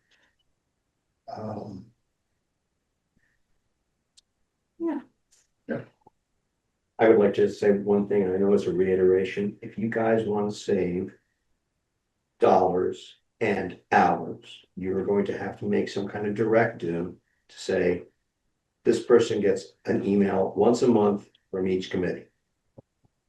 That's gonna, I don't see any other way. Either they attend or they get communication. It's one or the other. Well, I give the board regular updates. You know, what if the committees forwarded an update to me?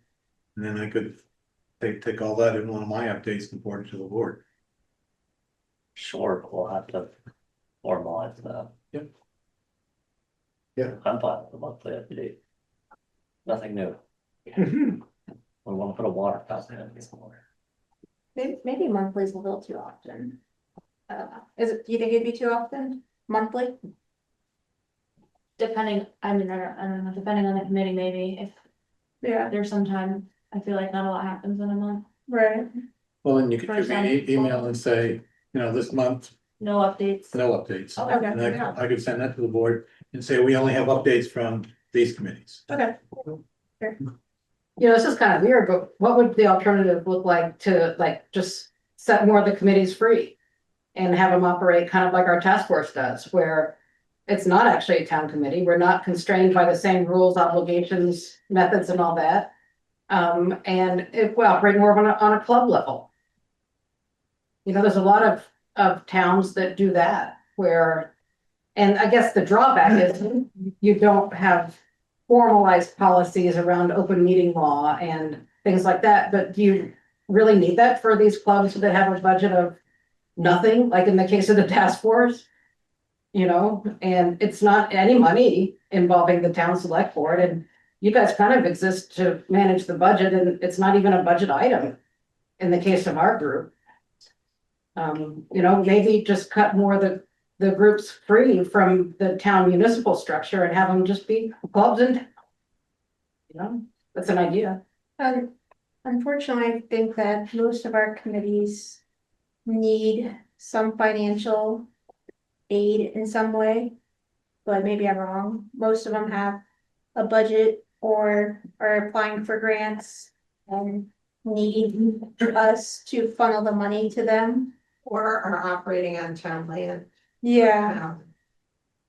So that's why they Facilities. need to be a committee to get those funds and have to follow open meeting law and everything like that. That unlocks a lot of state and federal bacon. And allows us to be fiduciaries much easier. But if they didn't need any kind of financial budget or anything, then they could come to us and ask us to demote them, I guess, to a task force or like. Disband. Yeah. I think it's important that you guys know what's going on. I don't totally agree. I think communication was extremely important. We want to go into the sets, Yeah, job description. Thank you all. thank you. That adds a lot. We're ready to, Feel free to what's stay. the red? Everybody. Is the red changes from last? Yeah, the red, we changed it from last meeting. Thanks for that. There's my. It wants to be encryption. They're looking at that.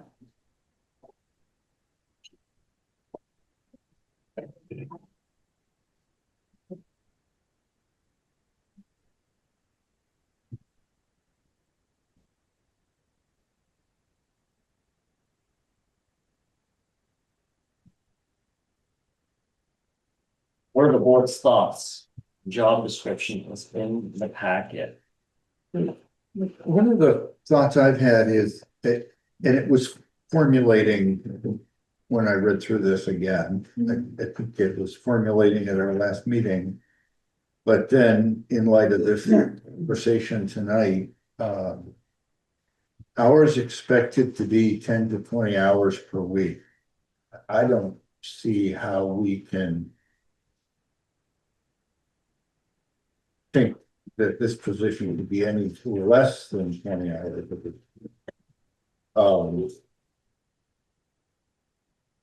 I put the hours in after a conversation with Carl, roughly how many hours does he put in? Yep. And that's what I went with, and again, I put it in to present to the board and, you know, they could change it as they saw fit. Yeah.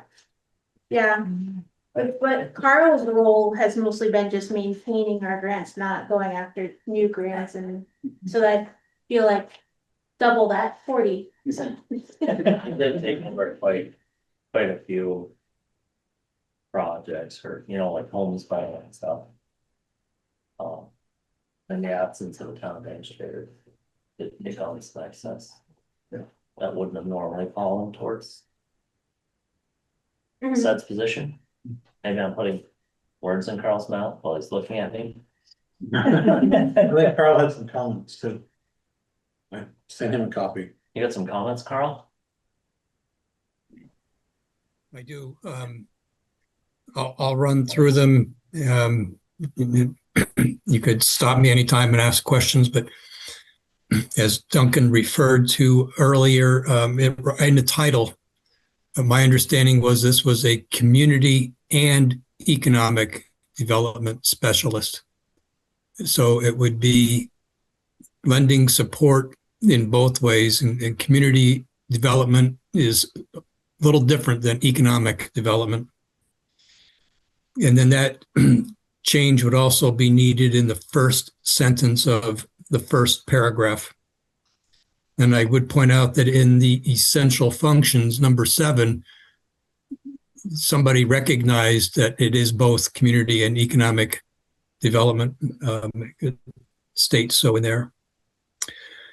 In the first paragraph again, and still in that first sentence, I would suggest rewriting the major aspects of the job to read for researching, suggesting, initiating when authorized, implementing and administering, and then so on, finish the sentence.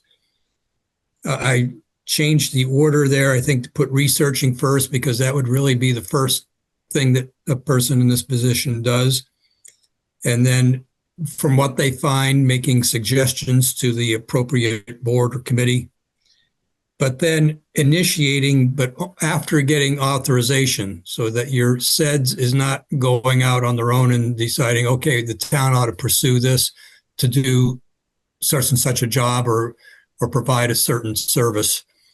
That really needs to come probably from the select board. So there's no sense in somebody going out and applying for a grant or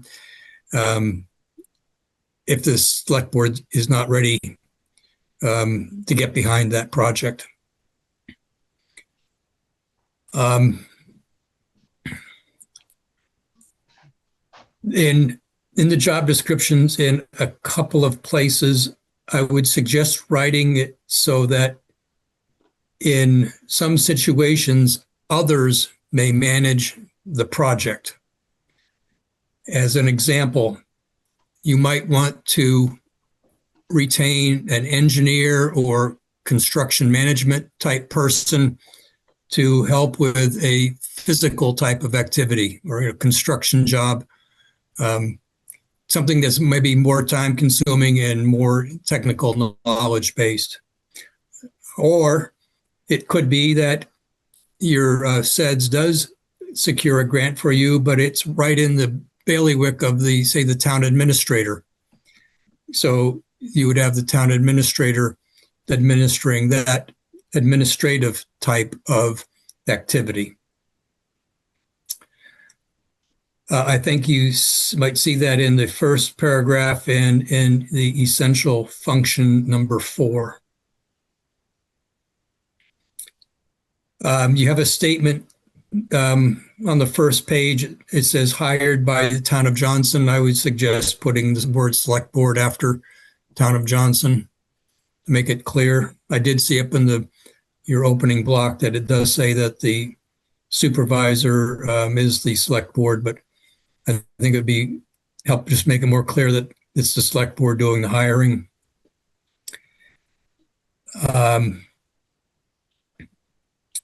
And in essential functions number 2 and 3, again, I think you want to add in about this is community and or economic development.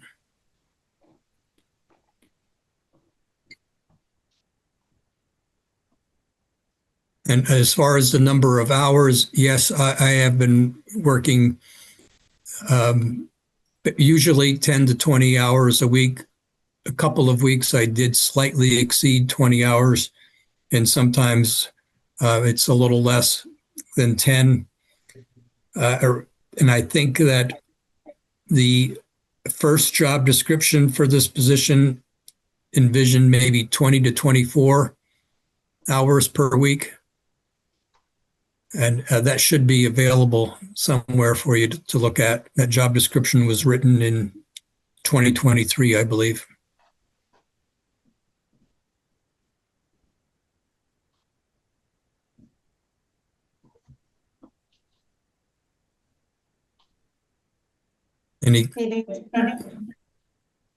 I'm sorry?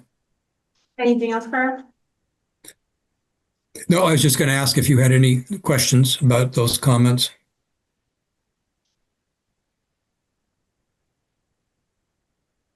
I don't have any questions. I like your thoughts. Appreciate it. I'd be liking to see them all slipped in there. Carl, is it common with this type of position to have like a certain percentage of the amount of grant money that the person brings in, that they would get like a bonus or something from that amount? No. I would say that in a municipal setting, that would be very unusual for that to happen. Perhaps in a community-based organization. In my experience here, there was an organization called Barry Area Development Corporation. It was a nonprofit group that visioned itself as promoting economic development in Barry. they have a full-time executive director, and that board might be free to have that kind of bonus built into the executive director's contract. But I would say that for a city or town to offer that kind of a bonus would be very, very unusual. It would be considered, what your job is. You ought to be doing your job and not necessarily getting more money because you scored a success.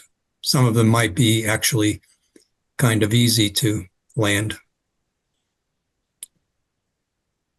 Okay, thank you.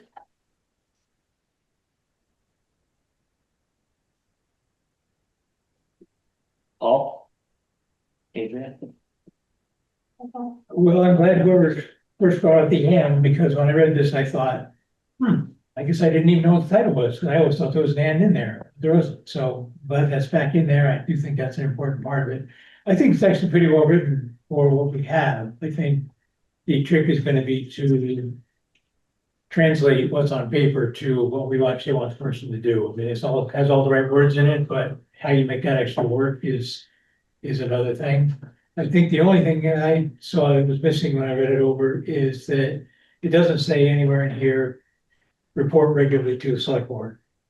Update us as to what's what and where you are. And obviously there needs to be, that'd be an obvious function, but it should be in here. And John, your reports that you've been giving us are outstanding. Yeah. Really appreciate them.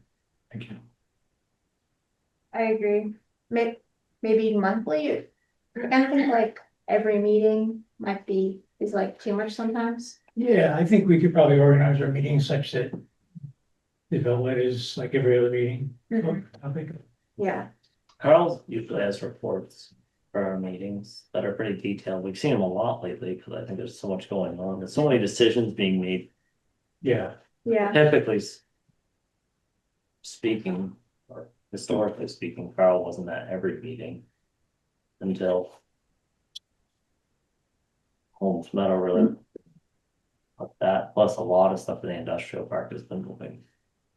And I just continued the practice that Randall had of offering a report at your second meeting of the month.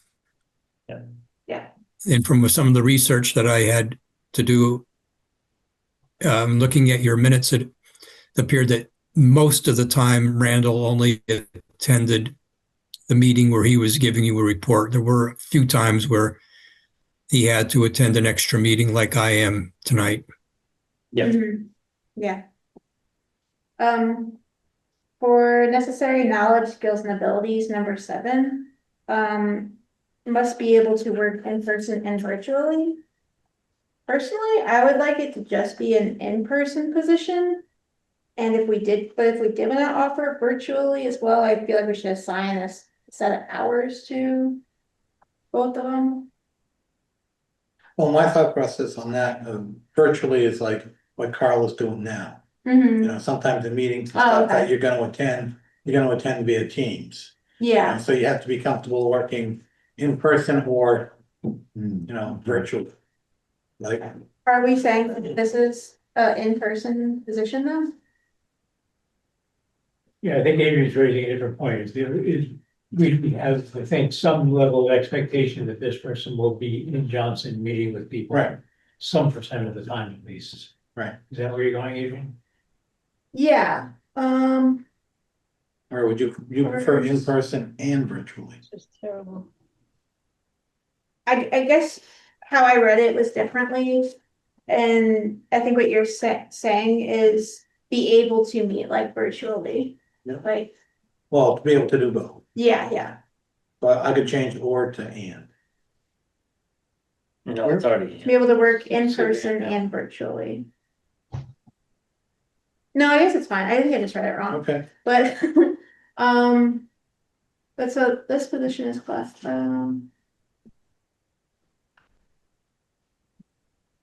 I guess maybe position type / expected hours of work. Should we say that it's in person? No. For a majority? the market might be tough to find somebody who can be there in person all the time. He's saying something. Could be helpful. Oh, we can't hear you. No? I don't say that I'm on mute. Do you hear me now? You're back. You're back. Okay. I don't know what happened. I gave that point about virtual and in person some thought.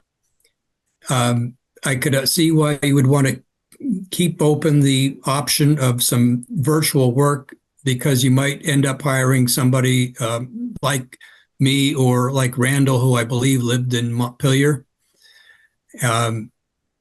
So with the part-time nature of the work, it might not be worth the time to drive to Johnson each day that you're working, and it's not always necessary to be there.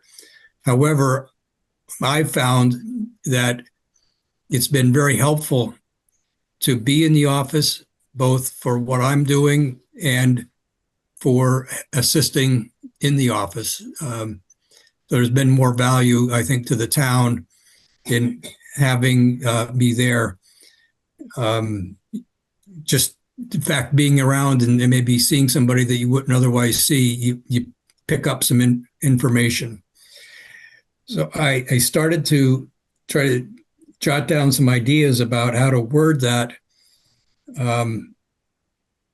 To maybe say that there has to be some in-office hours each week, but I'm not sure what level you would want to have that at, or how you'd like, to word it. But it is something to consider, and I think you want to have both options available. Mhm.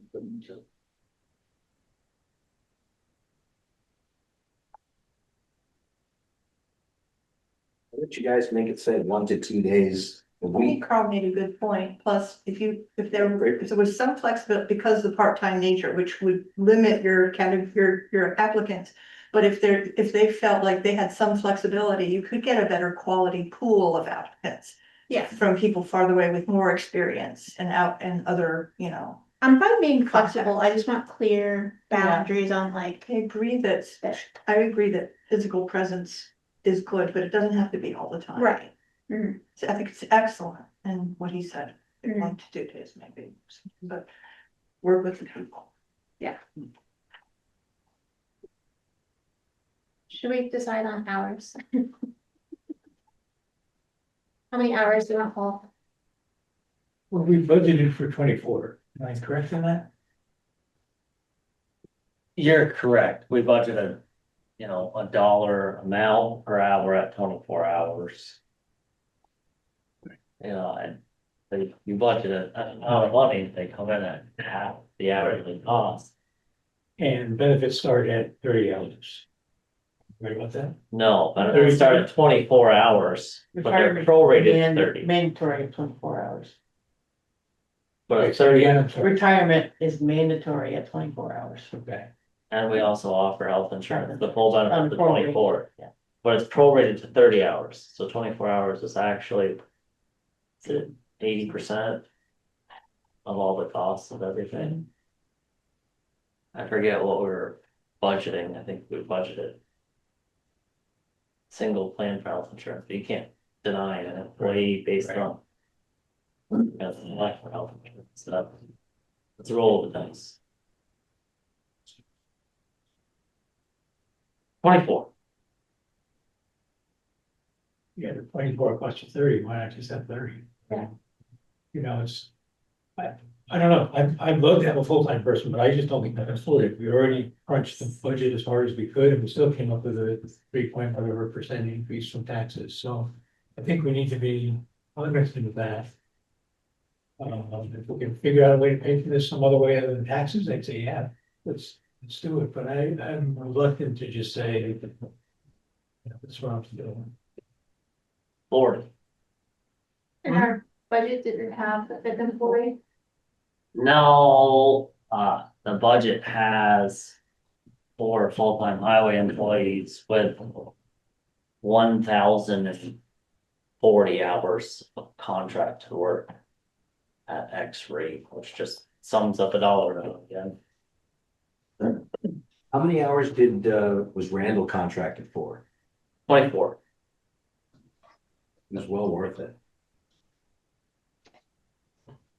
It's an investment. I think might as well be 30. Run that by me again, why 24 hours costs us 30? Well, it doesn't cost you 30. But At 30 hours, we pay 100% of your benefits. At 24 hours a week, it engages it. So,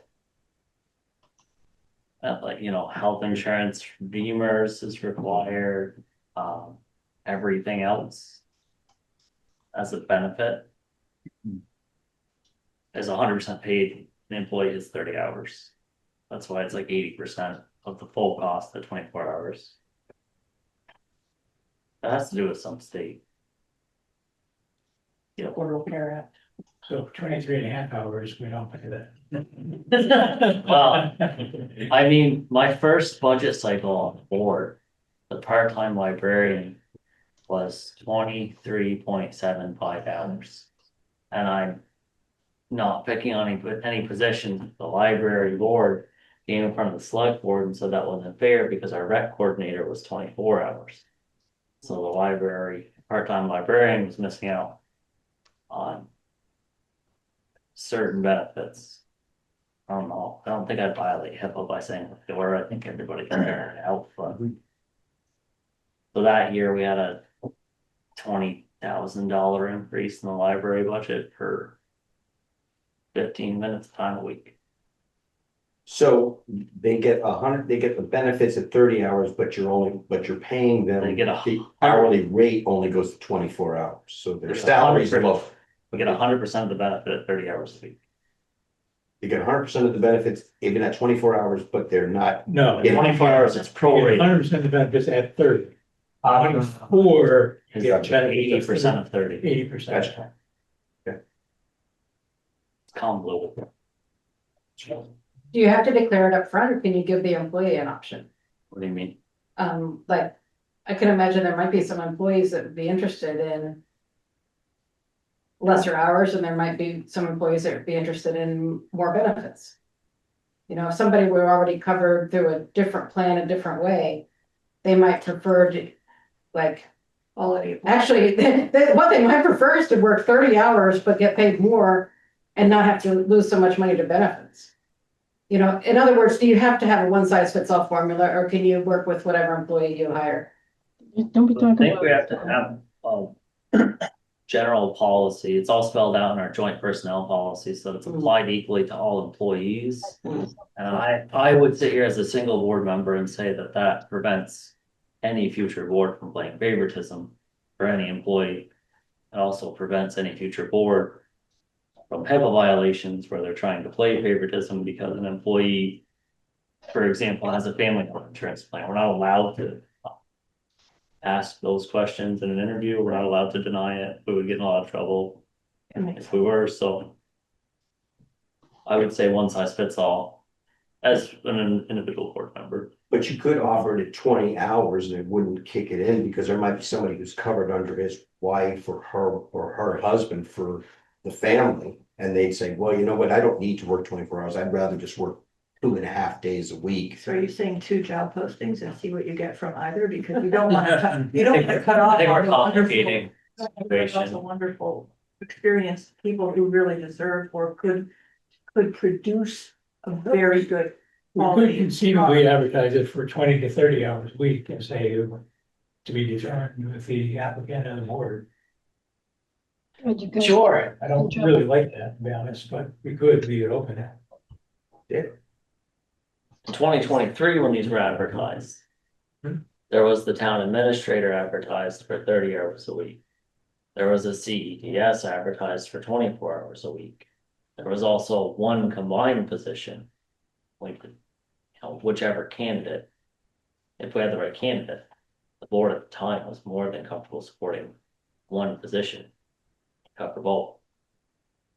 Not even proposing that at this point, I'm just giving institutional knowledge. For what it's worth. Wish you So we're back to me talking about maybe we shake it up. Which isn't helpful. The more hours we have in the position, hopefully the more money we bring in. So it would pay off in its own way. That's where I'm coming from with it. What's the cost of money? Is the juice worth the squeeze off with everything? You know, or let's go out and get a grant, get another town property. It's gonna be transformative, it's gonna bring tourism, it's gonna, everything. Those are very easy conversations. Nobody ever talks about the fact that we're gonna have to spend $20,000 on that property to maintain it. Mhm. We're gonna have to pay our highway guys to plow it. We're gonna have to pay for electricity, sewer, water, power. At a certain point, my core of a person says that we hit something that's not sustainable. Yeah, I don't know where that tipping point is. well, But my question is, what's the cost of money? I think that you're forgetting the economic part of the title, because we're not just asking this person to go after community, like driven projects and things that don't gain us revenue. We can be directing them to go after grants that go towards projects that can bring us revenue. Like the industrial park. Yeah, And not only grants, I mean, that person probably should be going out and trying to find companies or businesses that wanna go to that industrial People that wanna park. build houses. And that way he can right, justify his salary by filling that industrial park, yeah. whatever. Fix problems. That's the, So for me, right it's there. pouring as many hours into it as we can afford will give us the benefits to go. Fair enough. I hear it. You just really beat him over the head at the interview. You gotta fill that industrial park. That would be nice. I think Adrian's point is good. It is a position that could lead to the growth that you need to. But you really have to measure that and find the right person who understands that mission. And then you have to feed the person, you know, a constant stream of instruction to go for that. There's a lot of potential. We need a lot of development here, but not a lot of careful development, very careful development. It has to be, you know, Johnson to be more Johnson, not Johnson to be something else. But it is a possibility that you will find the right person if you look for the right. Priority is to bring in businesses to pay the tax base to justify their salary. There you go. The original question was how many hours do you fall? 24. Alright. You're at 30. Yes. 30. I'm concerned about 30. I'm more inclined with 24 to start, but So let's say we could, you know, starting at 24 hours a week, but you know, the needs of the position grow potential for more hours. Is that fair on Yeah. kind of both sides? yeah, Sure. Yeah. Give me a word. Absolutely. I think you're absolutely right. I Doesn't think, do me any good to be right. I think you're absolutely right. Too. Look, you guys. Carl, you're not muted. Or whoever, who's LMB? Somebody. You can meet them on your own. Are we ready to move on to the next one? I feel like there's some changes that need to be made to finalize and sign it. Is that? Carl- Carl's changes, the hours. So for the hours, I got 24 hours of potential for the challenge. Where you want. Thank you. That's good. Good night. I think that's accurate. If we found the right person, I'd probably change my mind and want 80. Write that down. Did you hear that? Yeah. If we could get another town to go in and go intermunicipal, 40 would be easy. Yeah. Don't create competition. Yeah, that was my concern when we talked about that. Yeah, Keep it to yourself. Needs to be a smaller town.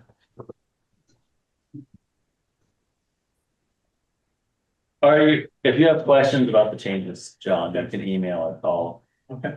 Adrian, myself, Peter. I'll see changes in in a different color. Yeah, Are you guys all good with the red?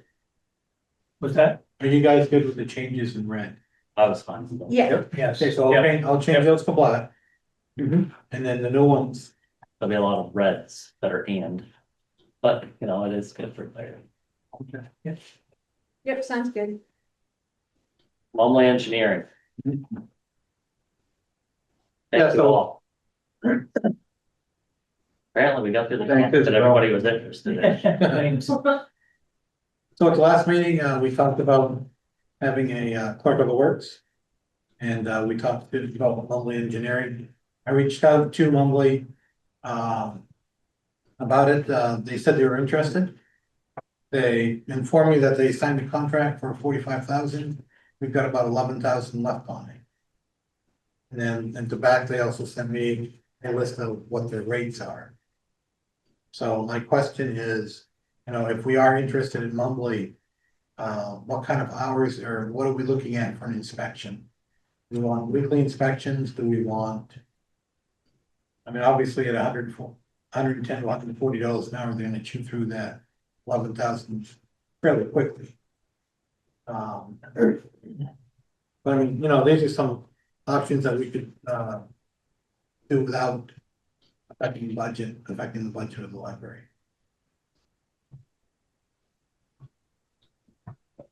Or we could claw back that 11,000 and make the hole smaller, That's an option. And make what? make the holes. That was an inappropriate statement. I'm sorry. The deficit that we're looking at financially. I didn't mean negative. Sorry, Pete. Well, it currently is a hole. There's something empty there. It's okay. Yeah. But at the same time, you know, there was discussion about having help with the works. This would be an option. Then the question would be, you know, what would the board want to see? A weekly inspection, maybe an inspection after milestones? I was a little concerned. Well, thank you for reaching out to Monday, by the way.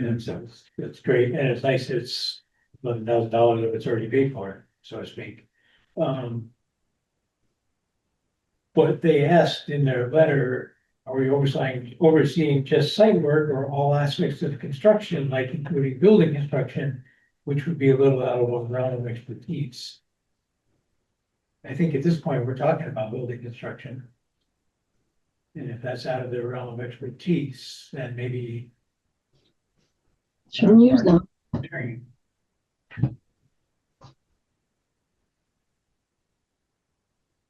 Right.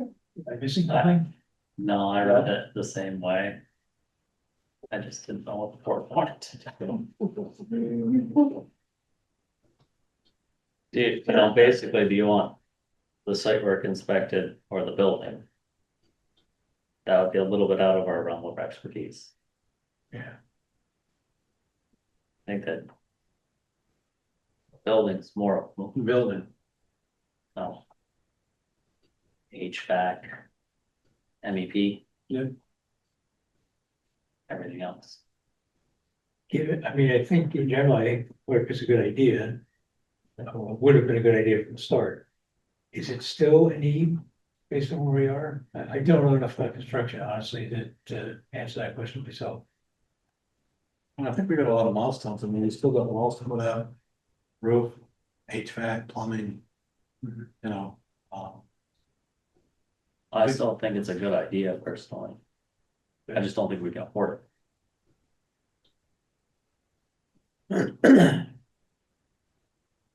You know, simple things like, you know, change orders if there's a flaw with the design that happens. Maybe the clerk of the works. Clerk of the works would be able to review the bidding documentation, design documentation. I agree if there's a problem. I've reviewed the change order proposal, it seems reasonable, or instead of change order to put gold plated roofing on, maybe you go with asphalt shingles.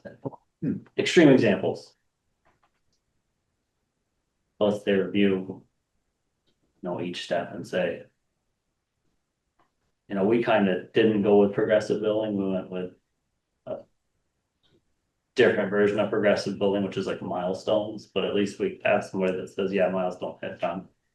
An owner's representative that's our eyes. Yeah, I don't think in the time frame we have, we're really gonna get a clerk of the works certified. I would rather see the 11,000 come back. I don't know. I personally don't care that much about site work. $11,000 for it, which is only what? 100 hours, 2.5 weeks. And that's where my question was, you know, at the rates. Well, back then. Because we could easily chew through that and, you know, not have the building complete. It's well worth it to have everything inspected that's buried, but everything that's buried is already buried. Right. You know, it's not like the electrical conduits were inspected. Compaction tested, yada, yada, yada, that's just done. If we were to be thinking about the Mumley option and their expertise is not in the rest of construction we're doing.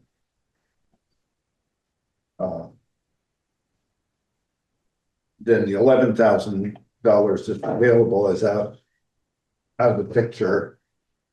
And we're having to pay new money.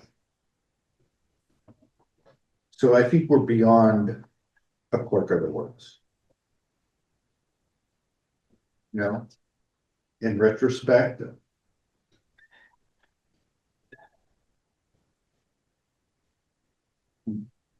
Would have been good to have one. But I don't see that we're too far along. And there's gotta be it's gotta be a different way that we can have some of the benefit of what someone would be doing without laying out thousands of dollars. I don't know what that is. It seems like there's another solution.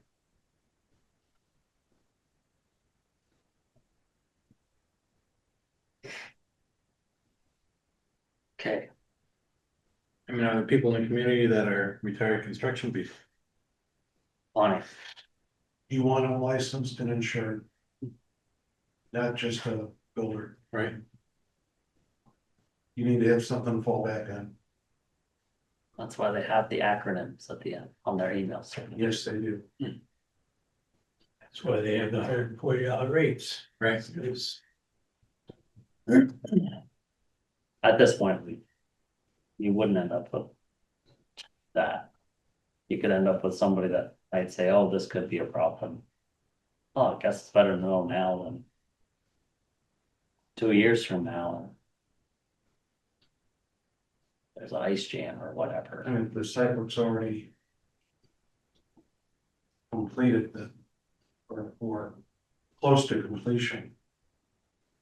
That I wouldn't see why you would want to spend money on it. And take those resources and put them into the building to make sure that there's somebody's taking some liberties on the type of construction or type of materials, make sure that it's done right. I mean, you're not gonna dig up a foundation or footing to make sure that it's down you know, 50 inches or 55 inches. It's not as small. Yeah, it's a good point, but the question is who's gonna make sure it's being done right? Take that. To find the right resource. Yeah, Definitely. person resource. Yeah. Will the architect do it? No. You don't want that. They can review their own design. Perfect. Yeah. Fox watching the house. Feel like we're getting nowhere. The direct question is Mumley. Right. Are we all kind of in agreement that we don't want Mumley to do a site work only clerk of the works for the remaining $11,000 on their contract? That they'll likely go as far. If they truly believe that building construction is out of their realm of expertise, then you have nothing bigger. We might talk to them about that to make sure we understand what they're saying there, but it seems pretty clear. Right. Yeah, you could have them go out for a monthly efficiency report, let them go out and take a look at the site on a monthly basis. Show them, let them go out for an hour. Yeah. Won't take much more than that. Unless he's gonna go out and start shooting it and make sure that all the grades are correct and They're supposed to have their final punch list anyways, but yeah, just saying. that's just what you can see above ground. Right. Still a question, the clerk of the works, I feel like we all feel like we're too far behind. Any of the ones that I know of. I think what we really need at this point is someone for the builder to be in regular communication with.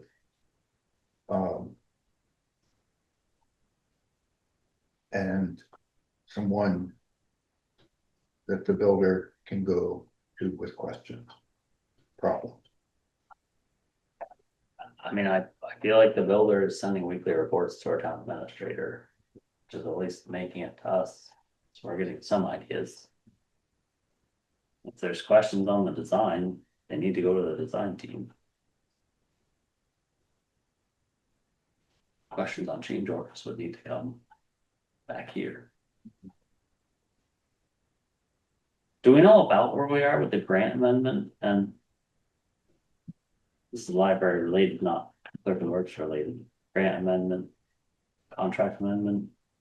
Well, I think the Catherine was talking about. She was still confident that if the library is open by December 31st. That would satisfy, you know, the requirements of the grant. But she was kind of hesitant about putting something like that in writing. Because of the issue where we are in the construction phase. And she seemed to think that that would be a red flag on our project. That's what I got out of it. Wait, I'm sorry. Catherine from the granting organization. Yeah, Catherine is from library, so. All right. And she's from libraries. Yeah, okay. And that's the And she's organization. got to be a red flag to who? Well, there would be a red flag that, you know, the project itself is not 100% complete. She's saying that if we open up the library itself, the original portion, that she would consider that to be complete. The fact that we picked the library up, we moved it to the new foundation, and if we can open up the library and have services at the library, and then finish the addition as money becomes available. And there's 4 criteria in the grant that would have to be accomplished in whatever part of the library is open. Whatnot. So, and I wrote it down somewhere. She overall seemed very amendable and open to helping us figure anything out if we like aren't able to reach the goal. But she didn't want to put that in writing to flag the federal government to our project. This will be a fun Which is conversation. a conversation that we're now having on the record. Right. Well, thank you Little for reading. uncomfortable. You never know these days. Kidding me? The federal government's using AI to spy on all Vermont towns. We all know that. 4 criteria, open by December 31st. A space for telehealth, handicapped access to the building, and 24-hour internet. Those 4 criteria can be met, and the library doors open. We're good. I think I'm the one that forced this tangent. The item was Lumley Engineering as clerk Right. of works. I think the 3 of us have said doesn't fit what we were hoping. Yep. Move on to the next one. It was It's a my good- fault. It was a good tangent. It's my fault. There'll be questions about this one tomorrow. Yeah, we can talk about it for that. Final preparations for town meeting. Is there any? Well, basically, I added the list that you had for talking points. And I didn't know if there was anything you wanted to go I'll over. change that to you. Yeah, one question I had too was the committees you had, Tom. I think Adrian would be a good piece. You're plugged into them pretty well, better than I am. And I worked on some of that today too, so. Mike won't be here. So. We'll have to just end up anything that has his name on it. There's a structural engineer that we use when we built our home. Do some checkup on the builder. I don't know if you're interested, they're on Swanton. I don't know if you're interested in it, it's. You're so far into the project at this point. But you could still have this gentleman and his team come in and do a walkthrough. Yeah, for sure. And he's licensed and he's insured. Company is called Northeast Structural. And John, I can email you their contact. Okay. Yeah, please do. Yeah. I mean, I think, yeah, you can do whatever you want. You may just get an estimate from them and say, no, we're, you know, The library yeah, did what we that. want to do. What's that? The library's already used them, or, Through the architect. oh, cool. Well, then you've got a contact, but he can do the walkthrough and look for anything that may be grossly out. Either from construction practices, material deficiencies. I mean, quite frankly, we could pay a building inspector. Different It is skills, different, skill set. but they're gonna provide a boatload of information at least. I've got one of those too, if you want. We started with the structural and then went down to an inspector. But I think because it's a public building, you want it more from an engineering perspective. Than an inspector perspective. Yeah, for sure. I guess we have their contact. Thank you. That's great. Yep. And what's the pilot payment? I'm supposed to talk about that. Town money, sorry, town meeting. What's that one under, budget? Yeah. That's me and you. Hey, It's like if you wanna be a pilot of an airplane, that's what I would say. I'm gonna cover it. Like as I go through the budget anyways, but it's just the payment and lower taxes that I receive for the college property. Okay. Assuming any questions on that will just be covered as I go through the budget as a whole. You didn't have any input with economic development. You know, I just pasted names in here. We can change them, whatever. If I do flood mitigation at all, and you go up to economic development, Where's that? I don't know if you're gonna like my opinion on that, for sure. That's fine. or actually you are the officer person now. Yeah. It's fine. I don't think we'll get anything. I doubt it. I'm just, And inevitably, there'll be a question. There'll be something we None have. of us are really prepared for and we'll have to, Yeah, you know, think improvise. collaboratively and the Right. person asks. The answer I'll have to give up. Easy, Mhm. you good, Rosemary? Mhm. Anything there that you think will missing? No. Rosemary's gonna present the budget, we'll all sit at the table. Yes, Lois, I have a question about what time the door's going to be open, 9:30, excuse me, 9:30. too late for the pie, 9:30. That's probably when the meeting will start. The book that was sent out says mine. I know what it says, we never start on Not, yeah, time. never starts. Said when the doors. Door, I know, but John's got the key, so I. 7:30. Who has the key? John has the key. John, 7:30. 7:30? doors will be open at 7:30. what's, I've been telling people 8 for bringing pies and things, so that'd be great. Perfect. Are you still gonna need tables? All right, you have tables. So I sent you that we needed the 2 tables. Yep. And I've got a card table coming. Okay. Have you thought about buy a piece of pie, get one half off, like a BOGO? No way. My arms get Tough twisted. customer. Okay, building opens at 7:30. Mm-hmm. All right. Anything else? Did you ever hear back from Boy Scouts, Girl Scouts, anything about? I heard, one maybe see you tomorrow. Adrian Beltran, she's no longer in the area. Did get an email that one lady said she thought maybe her daughter May. And then I reached out to Carney. He's got a VA appointment. He pointed me in the direction of a Kent Stearns. And I called him and left him a couple messages and he never heard back. Kent used to be at that before that scout leaders too. Yeah. Yeah. I don't think he is. So with Michael not being around, I guess when we come to the Pledge of Allegiance. It's a paragraph. If nobody else starts it. We'll chuck a Nerf dart out there, whoever catches it. We could start it in unison. Wow, that was, you got serious face for it. So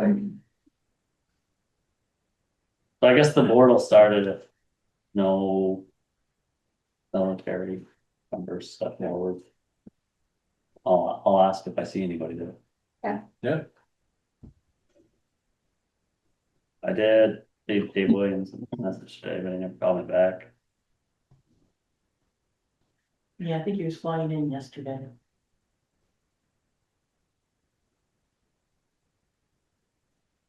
They told me on. See him tomorrow morning. Hopefully he's not in Frankfurt. Typically, It's coming the other way. typically for the budget article, I like to make sure it's motioned and seconded by the board members, because we did prepare it and spend hours with it, but. And I always vote against our pay. Anything else? Oh, the order of the articles, this can't be changed, can it? Cause The motion. who is LMB? Article 9 would actually reduce our need for the $4,500 for the town report, the overall budget. I know that's not gonna make a huge difference. And we wouldn't have the projection correct at the bottom anyways, but You probably only save $1,000. most likely. Fair enough. Anything else? We all wearing blue? We talked about the liability. You saw the email I sent. And what did you guys email from Kyle? That the 2 You did. daycare providers have taken the red course certification course, so it was, they were 14 and they're 20 now, so it's been a little while, but they've also done it last 4 or 5 years, same schedule, so. But maybe that's something we should think about. She said we have to hang signs up or something. For babysitting. With arrows. Okay. You doing that? I'm showing up at 9:30. with the stack of pages that are, with the stack of pages that are, Yeah, and some free pie. What time? no. Glad you there. I didn't realize it, right. Yeah. What time do you wanna be What there? time do I need to be there? 8:30? Yes, I don't know, Okay. 8? Do you want pie, coffee? Do you wanna talk to people? Not that early in the morning. Whenever. We good? Yeah. Pledge of allegiance, I guess, the biggest issue. Municipal road posting. So in Maine, we had to have a vote of the select board for posting roads. And I didn't know if that was something that in Vermont statute in springtime, that the board would have to vote, post them. Pretty sure we have to vote, we have to list it on some AOT website. I'm looking at Rosemary. Yes, there is a site that Okay. you have to list it on. But the roads are posted. I've never done that. There's a site, there needs to be a motion, Done. and we should make a motion. Administrator done. Cause the boys have to go out and actually post the roads. They do, somebody has to physically sign the road posting signs, and also, we can't force it, so it keeps the honest people honest, and the people that actually do who wants to do the damage just keep doing it. And we can't find them. Wasn't there another town that just changed? I have this for it.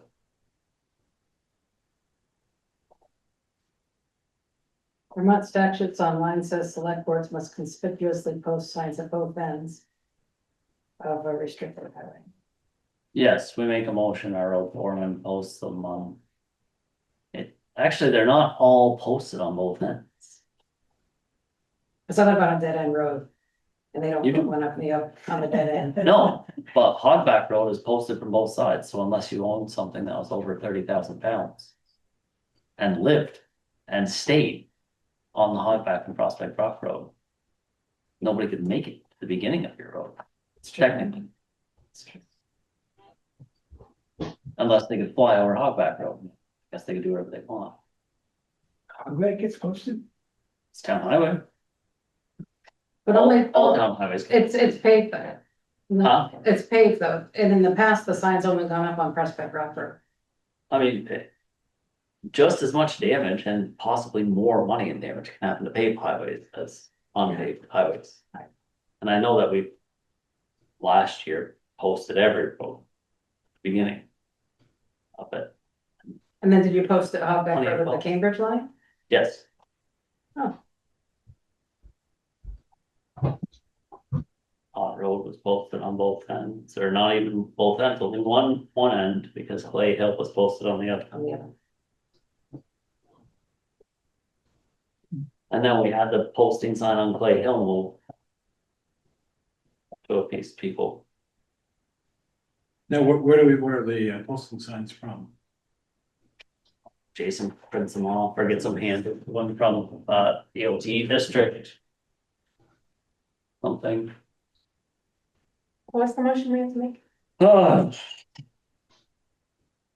I motion to have our road supervisor post all town highways when he feels is necessary, and to work with the town administrator, John Sutherland, to check the box on whatever site it is. And either one of the two can sign all of the road posting weight limit signs, and they can decide when they come down. Second. Is that wide ranging enough, John? Should work. Motion and a second, is there any further discussion? Excellent motion. Well done. Last thing, Impressive. What color is the sign? it doesn't matter, What color ink did he use? To you sign. know, I do think posting roads is important, it keeps loggers off. Okay. Your fuel truck drivers, Sugar cuts. Sap haulers are the worst problem. And it doesn't really matter whether you can stop them or not. I believe that legally we could. So that's not much. And I'm gonna put this out in the mailbox for you. The Department of Motor Vehicles is going to. Put it in the morning if you remind me. Yeah, I can expect, I'll be going out. Can you do Post that? office. How was your? You put in the one in here, I just I didn't think you wanted it there overnight. Yeah, no, when that sits in, it doesn't have to sit there all day, and probably grow sometime in the morning. Is there like a little, Oh, it's fine. Good. What are you watching, Vermont ones? Yeah. Okay. It's almost over.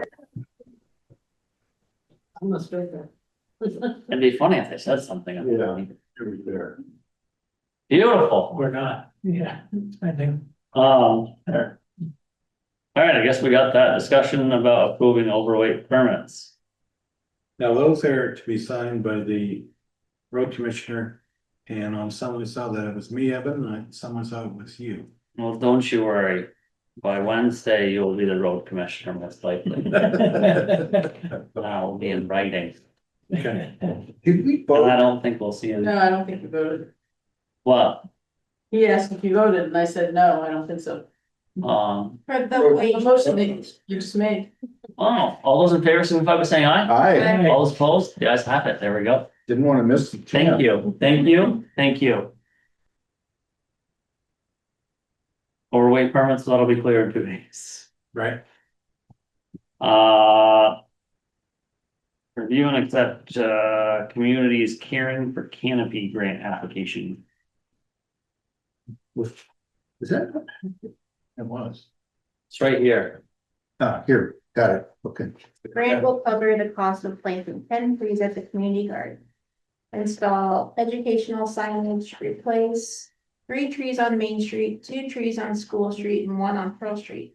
2 honeysuckle bushes in the cemetery will be removed and replaced with 2 trees. It will also cover the cost to mulch all public trees in the village and hire an arborist to assess cabling and pruning needs of the village public trees.